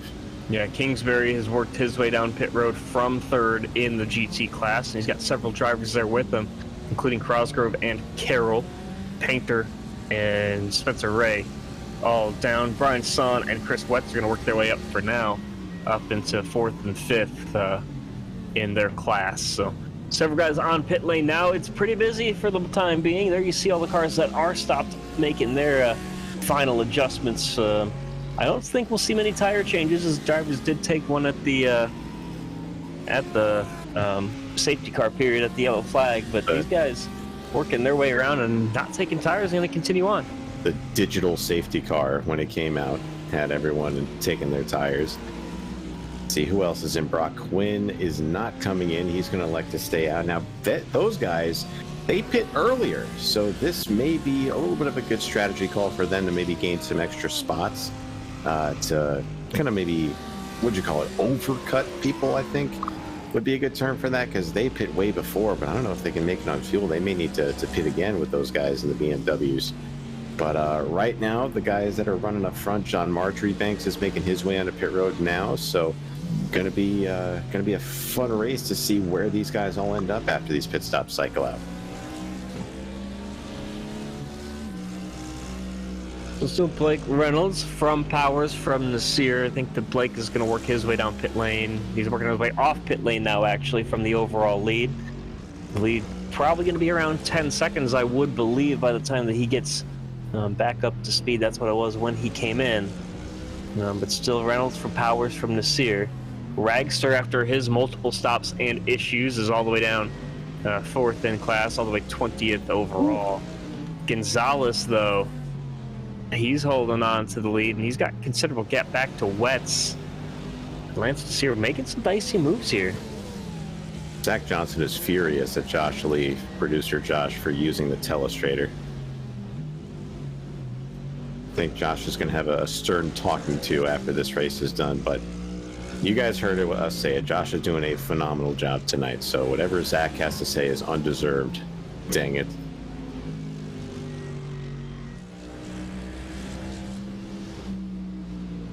Now we got a battle. It looks like Painter actually. Something happened to Robichaux? No. Marwan Mafta is who I'm seeing drop through our timing screen. He is now making his pit stop. Okay, Spencer Ray has had something happen. He is not happy. And he has dropped out of the race pretty quick. So what has happened to Spencer Ray? Spencer Ray was running pretty well. He was running all by himself. Did he self-spin? He did. The curbs caught him out as well. Oh. He caught one of the sausage curbs, and he went hard into the wall. So the 6 of Spencer Ray, if Josh wants to have another chance at playing around with the telestrator. But yeah, I mean, he just got way wide. Not right. You see, that's the car. Yes, he's pointing at a car. That is the car that we have our attention towards. So he comes out of this corner here, and watch those curbs right there. Just hits them. If you want to rewind it a little bit, Josh, we could point out exactly where those curbs are. So there we go. So on the corner exit, we're going to tell you to stop it right. You see those 2 yellow things at the top left of your screen? Not there, those right there. Yep, those are what he's going to hit. And those you want to avoid. And as we mentioned, the night is a lot harder to see. So he gets those curves, the car ramps, and now he was kicking up some smoke in the corner before that as well. Maybe he clipped the grass on the inside of the previous corner, and that sent him wide. But either way, as we continue to work our way through in the dark here. Hold on a minute here, guys. The 021 of Tommy Joe Valenzuela just moments ago was stopped in turn 1. I'm not sure what happened there. He just went in the turn and just kind of stopped for a second, and he got back going. He's back to 3rd now in the GT class. What in the world happened there? Complaint from Chris Wett saying literally can't see anything, and I'm pretty sure that just about everybody can't see anything. The worst thing in these cars is when you hit the nose head on and you lose your headlights. Then it gets real scary. Yeah, here we go. This is what I wanted to see. This is kind of what the driver sees, a little zoomed out, but this is what Tommy Joe was seeing. Did he just miss the braking point? He had to have. You can't really see turn 1. It's very tough as he hits the brakes and it just doesn't stop, and he just parks it right there for a second and he keeps it going. So you see that screen down there, though, that's the rear view camera for these cars. So he's just looking at that. Wait, Josh is going to point it out. There you go. That's the camera.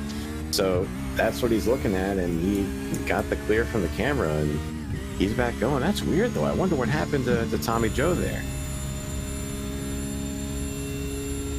Yeah, and there you see that kind of that rear view camera in action, just some headlights kind of popping up in the distance back behind. But yeah, lost only 1 spot to Kingsbury, fortunately enough. So that's going to promote Ray Kingsbury and help the 25's championship hopes. And Michael Gonzalez has still got a handy lead, about 12 seconds or so over Ray Kingsbury for the GT category lead. So the closest battle is this one right now. You're looking at Jack Painter. This is for the AM class lead, trying to get by Alexander Ball.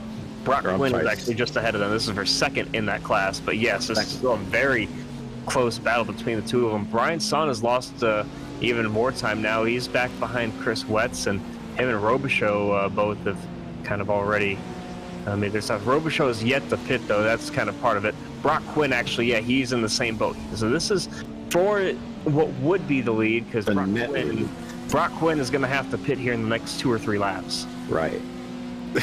Josh says, I genuinely might have to use the pen tool in all my broadcasts now. He's having way too much fun with the the telestrator now. You're not allowed to have fun at work.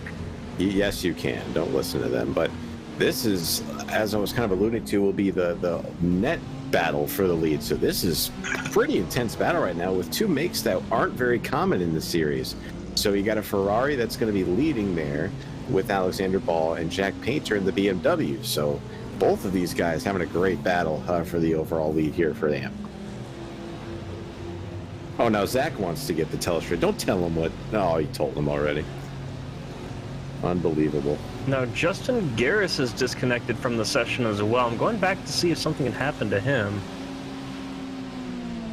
Oh, something went really wrong for Garris a couple of laps ago.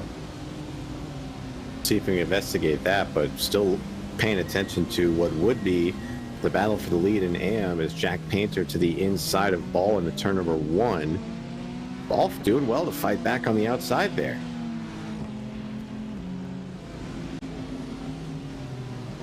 Now those guys fighting very hard between the two of them. Garris might have just left. I don't see, Josh didn't see anything either on the session events, because usually when there's an incident, iRacing will log it and ATVO will pick it up. We'll be able to jump to it, but I'm not seeing anything for him in there either. So it's a mystery, I guess. Maybe a hardware failure or internet issue, something. Yeah, I think that he just wasn't enjoying the night racing. We've heard complaints from a couple drivers. They don't like it, and it seems like that's part of the game for some of these guys. But I think that's for a lot of them, once we went dark, you can kind of tell who the real players are in the race, because that's when just the pure talent comes out. And that's what kind of helped Kingsbury. He's went from about 7th or 8th when the sun was up until now he's up to 2nd. Well, that's, part of it. I mean, you got to adapt to your surroundings, especially in a race like this when, day to night transition is the turning point literally of the race. And we're coming down to it. We're within a half hour of time remaining in this race. And right now, again, you're not missing anything in the prototype battles. Blake Reynolds with a healthy lead over Matthew Powers. There you see Blake. He's going into turn number 1 there. Lancing to the inside, I believe that's Brock Quinn in the 005, but Blake well on his way to another victory here. But Michael Gonzalez, look further back, he's the GT leader. He's got a big lead, about a 16-second lead over Ray Kingsbury, so Michael will have to have a catastrophic error to slip that one up. And not only was a 16-second lead, but he put on 1.1 seconds last time around over Ray Kingsbury, so he's definitely considerably growing that lead. Brock Quinn currently leads in the AM category. There's a look at him there. This is where the race will turn, though, because this is the class we have to watch. Because as you mentioned, Chad, Brock has to pit one more time. We believe he can't make it on the load of fuel that he's on. So this will hand the lead to Jack Painter and Alexander Ball. So that's going to be where the real battle is. Yeah, and those two even have kind of separated themselves a little bit as well. They were within about a second of each other. Now the gap between is about 2 seconds. It just increased too. So going to be interesting to watch how that settles out between the next 26 minutes or so. And then Chris Wetz and Brian Son battling 3rd and 4th respectively in class. They are now about a second apart as well. So we'll see if we can't go to that battle there. As there you see him taking to the pit lane is the 005 of Brock Quinn. His way down the pit lane. Brian Son, by the way, right on the back of Chris Wetz now, within a couple tenths of a second.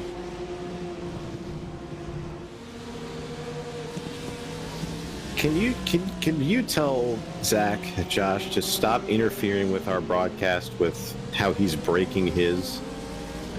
This is incredible.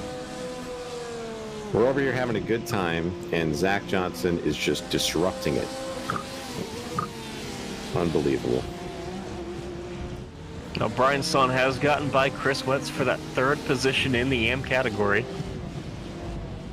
And there you see him being lit up by the headlights of both Chris Wetz as well as the prototype back behind them.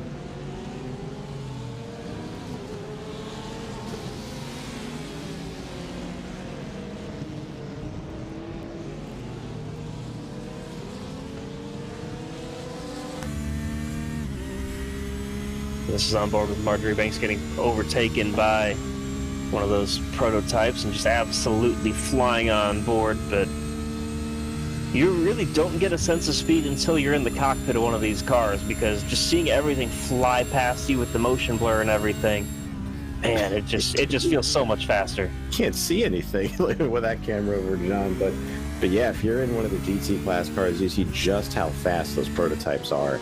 You kind of feel like you're standing still when those things are going by. You gotta remember where you're at when you're looking at them.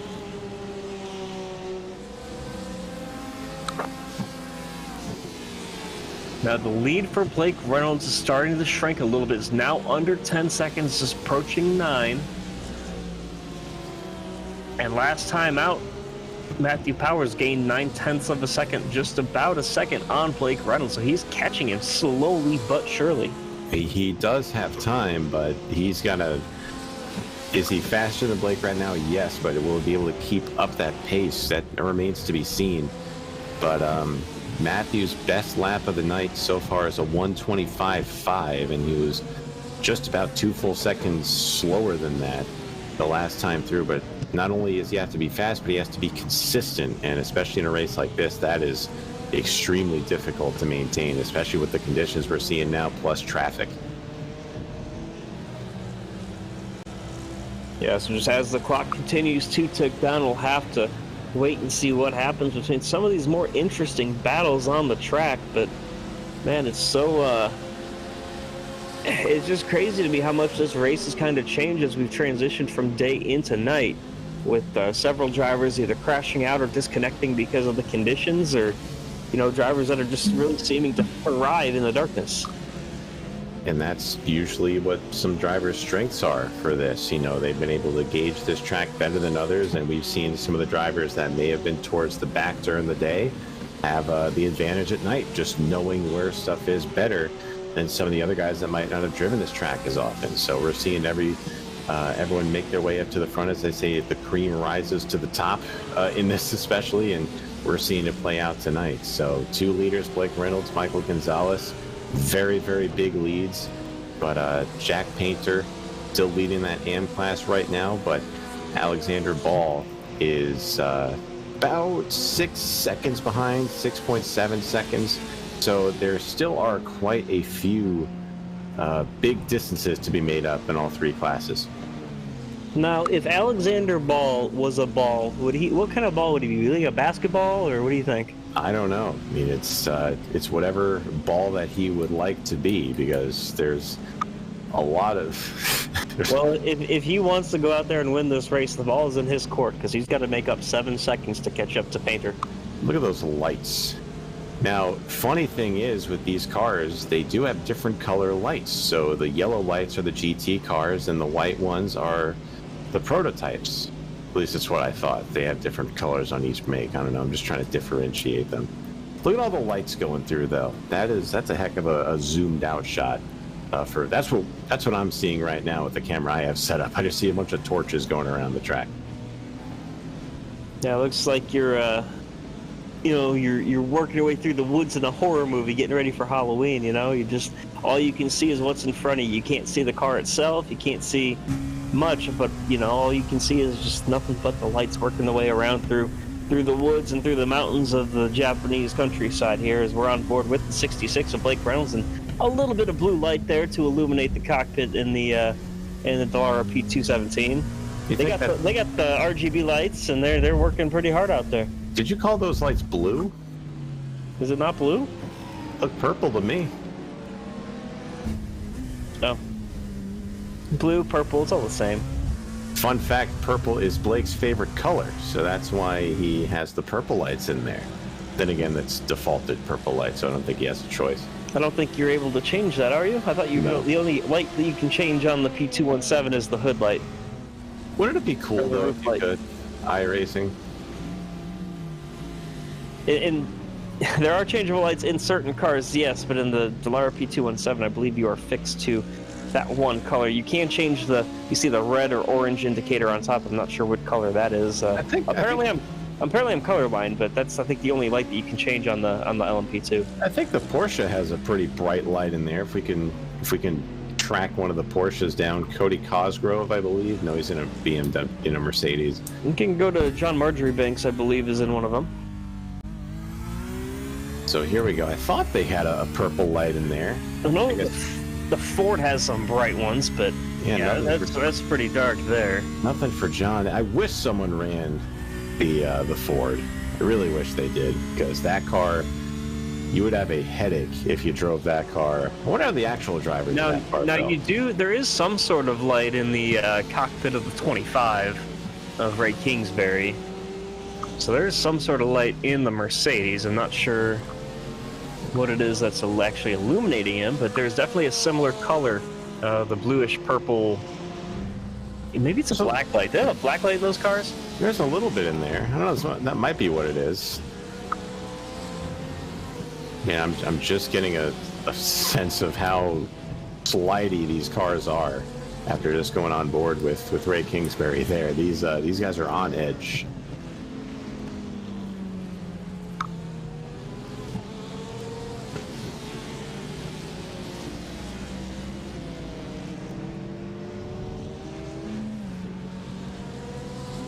So the gap has grown for Gonzo over Ray Kingsbury now up to 17 seconds. Who was that was stopped off the track right there? Did anyone else see that?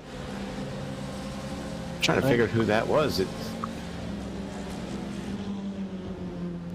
What happened here? I don't know. This is it's one of the things about the darkness. You see a car off and you can't figure out who it is because the vision. So we apologize for not being able to identify that car. We'll maybe figure it out later on.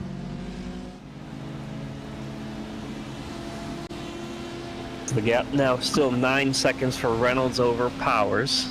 18 seconds Gonzalez over Kingsbury. And for Painter, it's about 9 seconds back to Ball in the 9.5 seconds for Painter back to Ball in the AM class as well.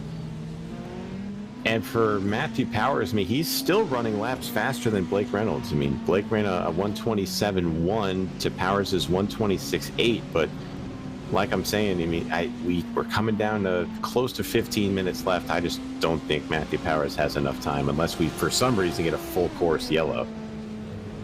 Yeah, I mean, the gap is about 9 seconds. I'd estimate, I'm showing an estimated 20 laps remaining. So if he makes up half a lap or half a second a lap, he's probably gonna get there. The only issue is, can he get by?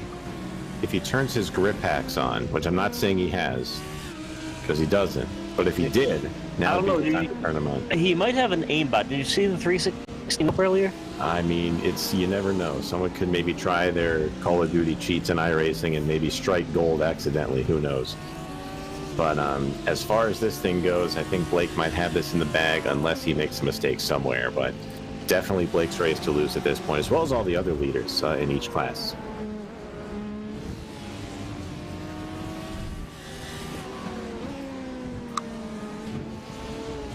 Savian Rags, you'll see him slowly work his way back up into the 4th overall position. We saw him have... I'm not sure what the issue was for him, but he definitely had some sort of a malfunction to either his rig or something happened in the real world to him where he had to make several lengthy pit stops, lost 4 laps, and now just trying to work his way back up to the front of the overall field. Didn't he have something like that happen to him at Coda, I believe? I remember he had to be on pit road for an extended amount of time in that race too, so that's twice now. I believe he's had to deal with some stuff maybe outside the sim that's potentially cost him a win, so that's unfortunate.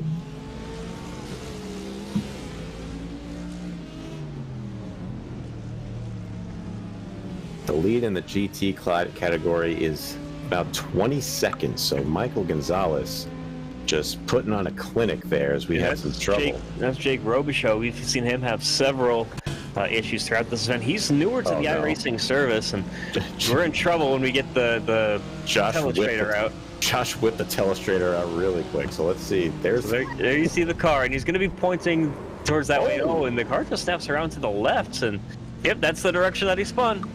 That's not the direction he wants to face. He wants to have, if we had another arrow pointing right, that's the direction he needs to be. There we go. He needs to go that way. There he goes. Now he's facing that way. Now he's going that way. He just had to follow the arrow, that's all. That's not available to him on the track, but... Oh, is this... But it's like the yellow line of football. It's there, right? No, that's not how it works. We don't have that technology here yet. All we need is a double box and then a triple box, like NFL Red Zone or something. Can we go? Oh, we got to quad box it. Let's go. We gotta quad box it with every battle going on. We need to at least have a triple box. If there's like a 3-way battle for each class lead, that should be the minimum. Perfect. We got to get Zach and his monstrous graphics card to throw that together.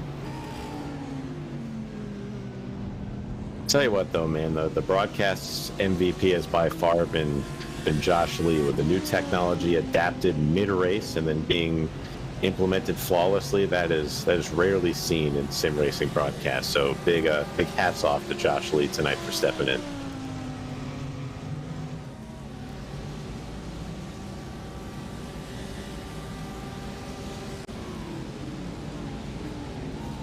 So looking at the lap times, Blake Reynolds with a 127.2, Matthew Powers with a 128.2. So I think maybe the disadvantage, or the advantage I should say, for Powers might be slipping away here. Reynolds is starting to maintain that gap, and we're approaching 10 minutes left. By some miracle, if Matthew Powers is able to make up that time by Blake making a mistake or something, it's going to be a very tall task for him. Now, last lap around, Blake set a 127.2 compared to a 128.2 for Powers, so he did put another second back into it, but he still has plenty of time for that lead to shrink or grow or see what happens. Yeah, it's just going to be interesting to watch how that all plays out for these guys.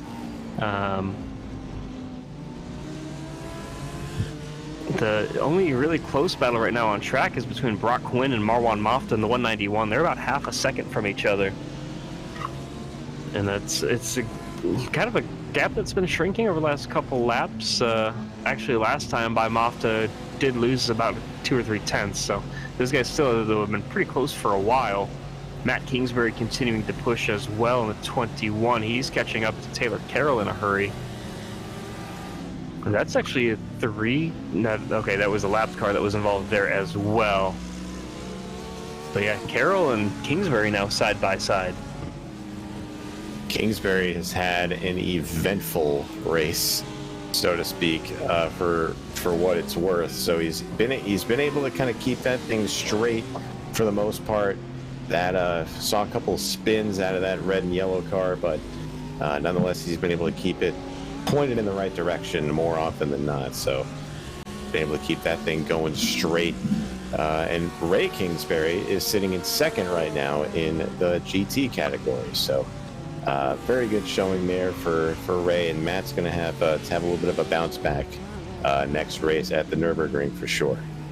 I wish that we were running the Green Hell layout there at the Nürburgring, but I think we're running the Grand Prix circuit. So man, that would be interesting to watch for a 1-hour endurance race. So that would be, we get 3 laps in with that race if we ran that. We'd have to do pre-qualifying and set everything beforehand. Has to do it on a previous day. Yep. So, bit of a development here. We got a little bit of a battle right now. The 021 of Tommy Joe Valenzuela just got by the 9 of Cody Crosgrove for 4th in GT, 8th overall. So that, I believe, is the closest on-track action we have. And they are not letting each other have it right there as Tommy Joe somehow avoided the sausage curbs there and kept that thing going. These guys are fighting like it is the last lap, and they might as well. We got 10 minutes left.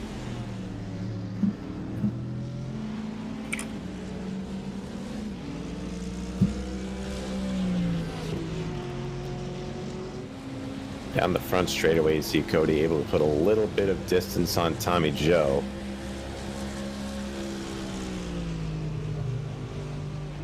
And Slipstream not really going to be in effect right now to make a move into 1, although Cody runs a little bit of a defensive line into 1. We'll see what Tommy Joe decides to do.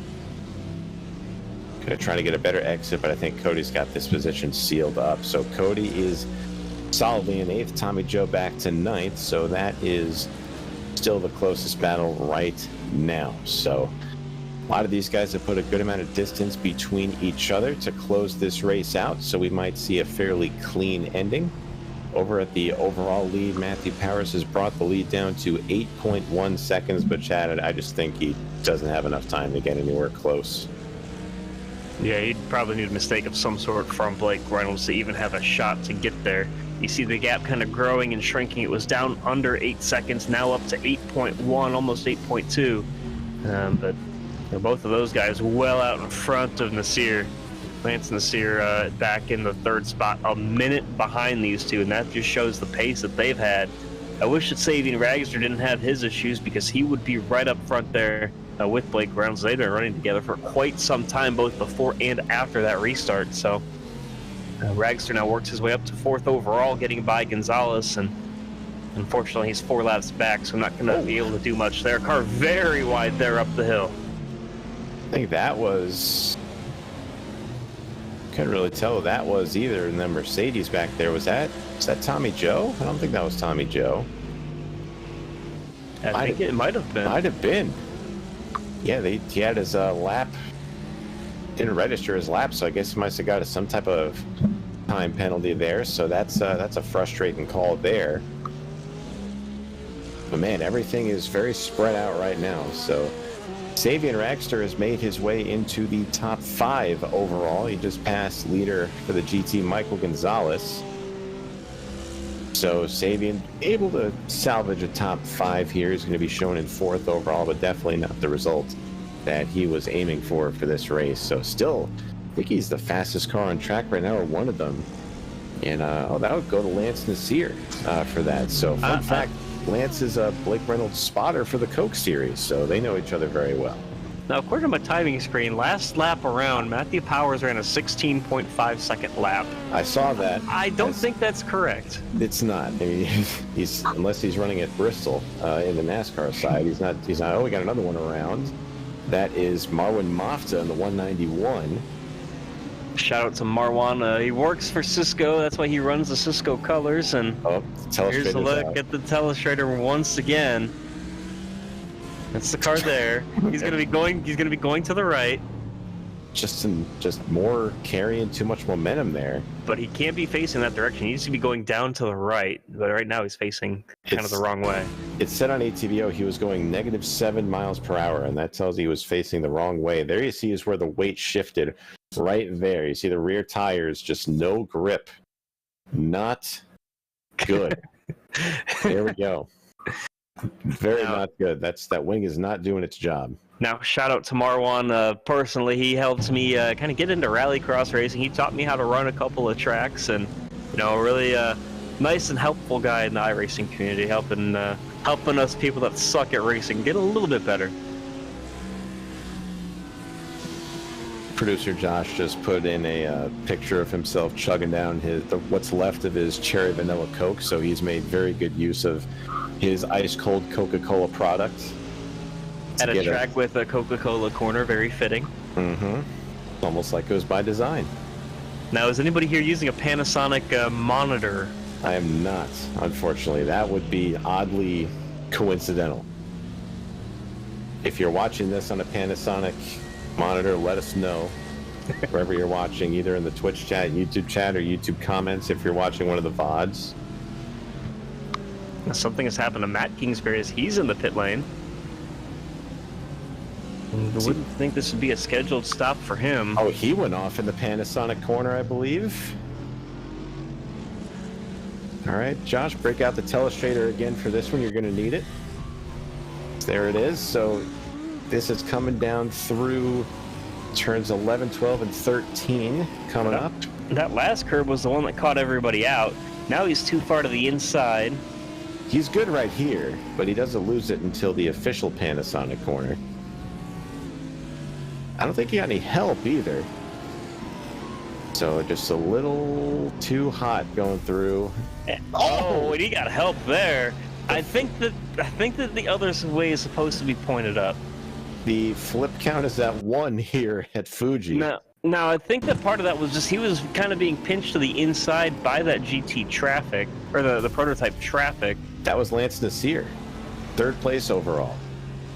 And the car, what the problem is with this, the car is facing the wrong way again, as we saw by that arrow. It's not supposed to be facing that way. It's supposed to be facing the other way, that way.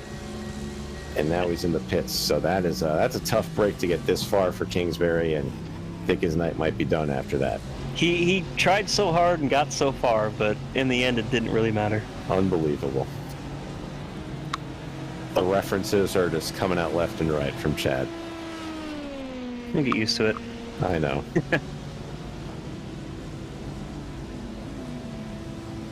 We are within 5 minutes, and I think now, credit to Matthew Powers. Something must have happened to Blake a little bit. You see the margin. It was like 8 seconds, 3 laps ago? He's got it down to about 5.5. So he's moving, but just still, I don't think he's got enough time. And I think part of it is just Blake being a little more patient with the lap traffic. He ran a 127.7 compared to a 126.6 for Powers last time around. So definitely knows that he has a buffer. He can take it easy, because we saw what just happened to Nasir. You know, you catch a car in a spin at the wrong time, and that's going to impact your race. And now for Nasir, he's got to run the last couple of laps with damage to his race car. And there you see the flip count is officially at 1 here at Fuji. So I don't think we're going to add much more to that. Hopefully not. I don't know. These sausage curves have done some wacky stuff through practice from the screenshots guys were posting in the league Discord server. We might have to double check with the drivers and see if there are any flips that we missed. I don't think we did, but we'll adjust the flip count as needed if there were any extras that we didn't catch. No, lead for Gonzalez, by the way, now over 25 seconds, so quite the gap there. Down the AM category, it is Jack Painter 15 seconds ahead of Alexander Ball. So both very large margins there for the two of them, but Matthew Powers still on the charge, gap about 4 seconds now. And it was worth noting that Lance Nasir, after we saw with that contact with Matt Kingsbury, he brought his car to the pits to get some damage fixed, but he has since rejoined. Still in third overall, so he still got his overall podium locked up. But Matthew Powers, you said it, I mean, he is about 1.5 seconds faster than Blake Reynolds the last lap there. So if he had 5 more laps, he might be able to knock on the door for this win. Yeah, I think that Blake at this point is maybe just saving his stuff a little bit, knowing if he has to push, he can do it. But man, Powers is just not going to make it easy for him. So I would say about 2 laps to go here at this point. We'll should be seeing the white flag here very shortly. Blake Reynolds, your overall leader. There you see him coming out of Panasonic corner. Chris Wetz has gone around there in the 71, but no harm, no foul. Didn't hit anything, just lost a spot to Brian Son, and that's about it. No telestrator required for that one. Sorry, Josh. It was a quick one. But there you see Blake making his way down the front straightaway. Should be 2 laps to go here, maybe 1. If you found a way to use it. Blake Reynolds flashing the lights at the lap traffic. That's his teammate Michael Gonzalez. He's going by. That's the GT leader. So both the class leaders there saying hi to each other. Now, is that like Top Gun doing the air-to-air communication with another? Yes. Using hand signals? Definitely. So those two very prominent figures overall on the oval side on Dead Zone Racing. They're my teammates too, and I hear the banter they have over there, and it's all-time stuff you got to hear. But a good showing by all them. So Reynolds leading, of course, his class. Gonzalez his class. They have pretty much been the class of the field for each of their classes. Unfortunately, the other Dead Zone entry, Michael Guerrilla, had some issues early in the race. That was unfortunate, but overall for those 3 guys, 2 out of 3 for winning ain't bad. No, absolutely not. These guys continue to click off laps. Matt Kingsbury parks it off to the side of the track, as well as Gary Freeman, I believe it was, letting other cars by. That was a little bit dangerous between the two of them, but white flag now out. as Blake Reynolds comes around for one final circuit here at Fuji. 2.82 miles, and he's made it look easy just about every single lap. Power is still under 4 seconds behind now. Is he gonna work his way around for the final time? The 66 of Blake Reynolds. As long as he doesn't make a mistake, he has another victory, and it's gonna be some great redemption for him after the DNF last week at Long Beach.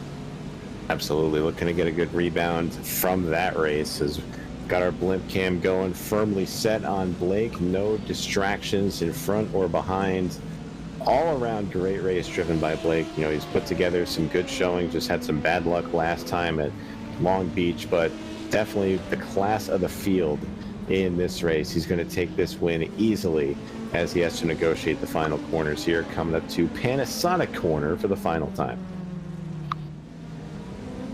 Through the final couple of corners he comes, and he's going to secure a victory in a way that maybe isn't the way he wanted with the issue for Ragster, but a win is a win nonetheless, and he continues just to make a phenomenal season of it for Blake Reynolds, as he now has another car right there with him, side by side with his teammate, or sorry, not teammate, that was Ragster that was alongside with him, but Blake Reynolds with yet another victory in the prototype category, and that's going to secure him the victory. Michael Gonzalez, he had an adventurous day, and he ends up taking the win in the GT Pro category. And the last driver to cross the line here will be Jack Painter, who's still got quite a ways to go on his lap, and he's worked his way up and down the standings quite a bit, kind of cycled back to the front through some pit strategy, it felt like, and he is going to get the victory in the AM category as well. So Painter, Gonzalez, as well as Blake Reynolds, your 3 category winners here tonight. And what a fantastic racing. 2 hours, these guys, in the only endurance event of the season. And a lot of them had their wits tested and their grit tested in this one. And these 3 guys were the class of the field in their respective classes. I could play on words there, but there goes Jack, making his way down the front stretch for the final time, and he will take the checkered flag, officially putting a cap on this one. Reynolds, Gonzalez, and Painter, your 3 winners from Fuji.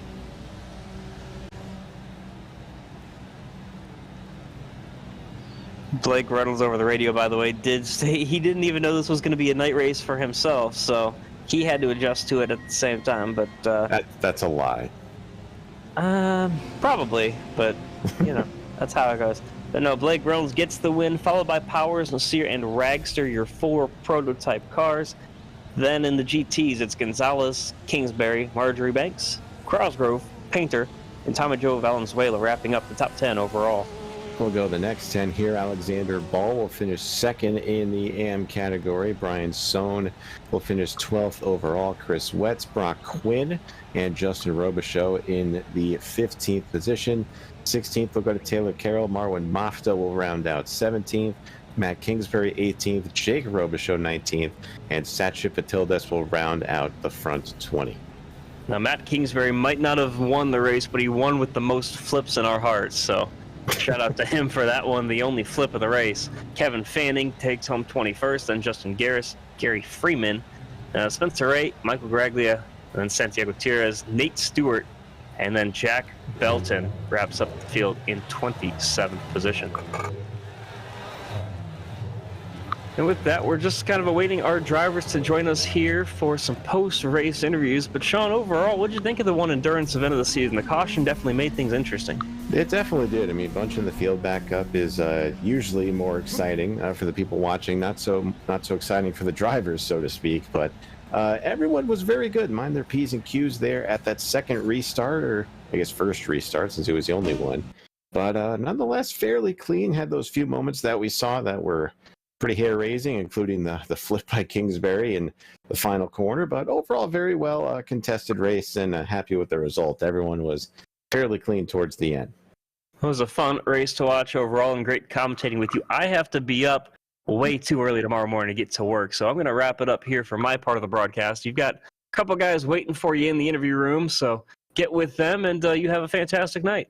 Thank you, Chad. We'll turn it over to this for the rest of the coverage. We will talk to our overall winner first here, and no surprise, it is Blake Reynolds. So, Blake, go ahead and walk us through your race. You mentioned the second half of the race was big for you, so how did you put about executing the game plan for that? I don't know, dude. I couldn't see for half that race. It was really frustrating, and I don't know. I sucked my strategy and just did what I had to do to keep it on the track. I got some damage there with like 20 minutes left. Ruined my straightaway speed and my arrows under body damage, so that sucked. And Matthew almost caught me, and I was burning more fuel. I was kind of stressed a little bit more than I would have liked to, but I'm glad I was able to get it done. Absolutely. I mean, we were noticing that he was catching you, putting some good time on you. So we said maybe if he had like 5 extra laps, he might have been able to get to you. But nonetheless, you had just the right amount of fuel in there. And of course, the overall speed was there, even with that damage. So you mentioned the visibility. Tell us, like, just how bad it was, because we were on board with a couple drivers, and the visibility didn't look too bad, but they were in a bunch of traffic. You were mostly dealing with, just what's in front of you. So how low was the visibility at this track, really? So as for someone who has, like, I run triples, so I kind of run the medium graphics. If you're, like, from what people were saying over the race chat, it sounded like if you were running lower graphics or if you didn't have it tuned right, you were done. Like, you could not see it all. So unfortunately, or actually fortunately, on my middle monitor, just looking straight in the headlights, it was fine. But if I looked at the left or the right, it was like my monitors were off, like nothing there. So it was tough, but got it done. The Apex Gaming PC Penguin RC LMP2 car, got it done. Glad to get, I think this is my second win of the year, maybe third. I'm not sure. It's been a bit. I've been in some incidents, haven't drove the best, but I was able to get it done here tonight. Can we expect another win for you at the Nürburgring? It's not one of my better tracks, but I don't know. We'll have to see what the LMP2 class looks like. Unfortunately, it just seems to keep being small. I hope we get some more people showing up. We'll see. Let's say I hope for a podium. How about that? There you go. So it's a good thing to shoot for. But Blake, go enjoy the win, man. Very well done. And we'll catch you in a couple weeks here for the next race at the Nürburgring. Congrats, man.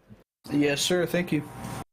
That's Blake Reynolds, your overall winner. Let's go ahead and talk to the GT class winner. That is Michael Gonzalez. Michael Gonzalez, you got us, man? Oh, yeah. What's up?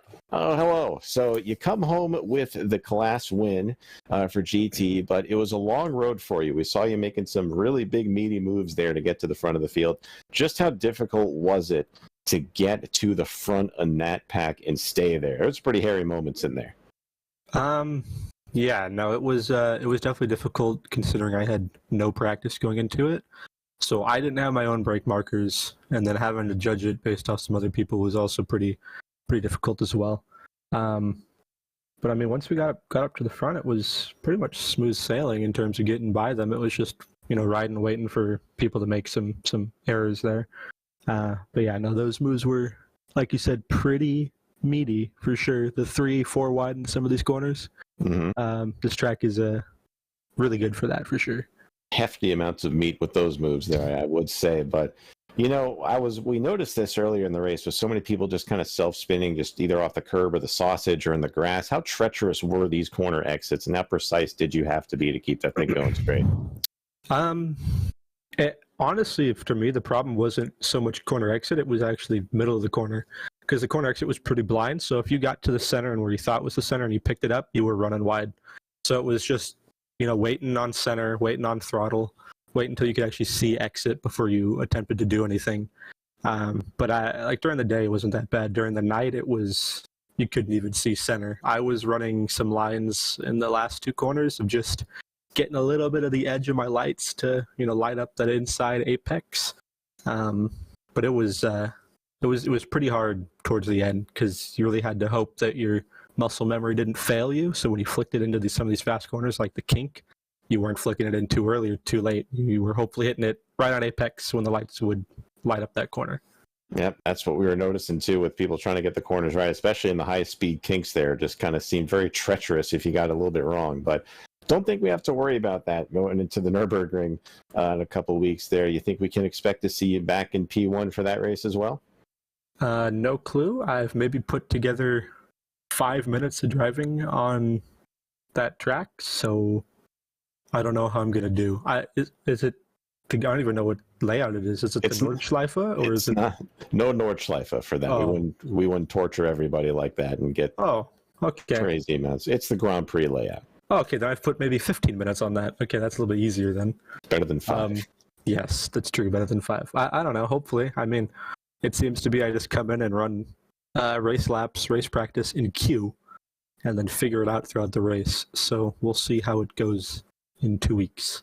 Well, if anything, this was the race to do it in terms of figuring it out. You had 2 hours and you made the most of it, got it done. So, Gansu, excellent job. You won by 30 seconds, so I'd say it was a job well done. We will see you in a couple of weeks at the Nürburgring. Go enjoy your win, sir.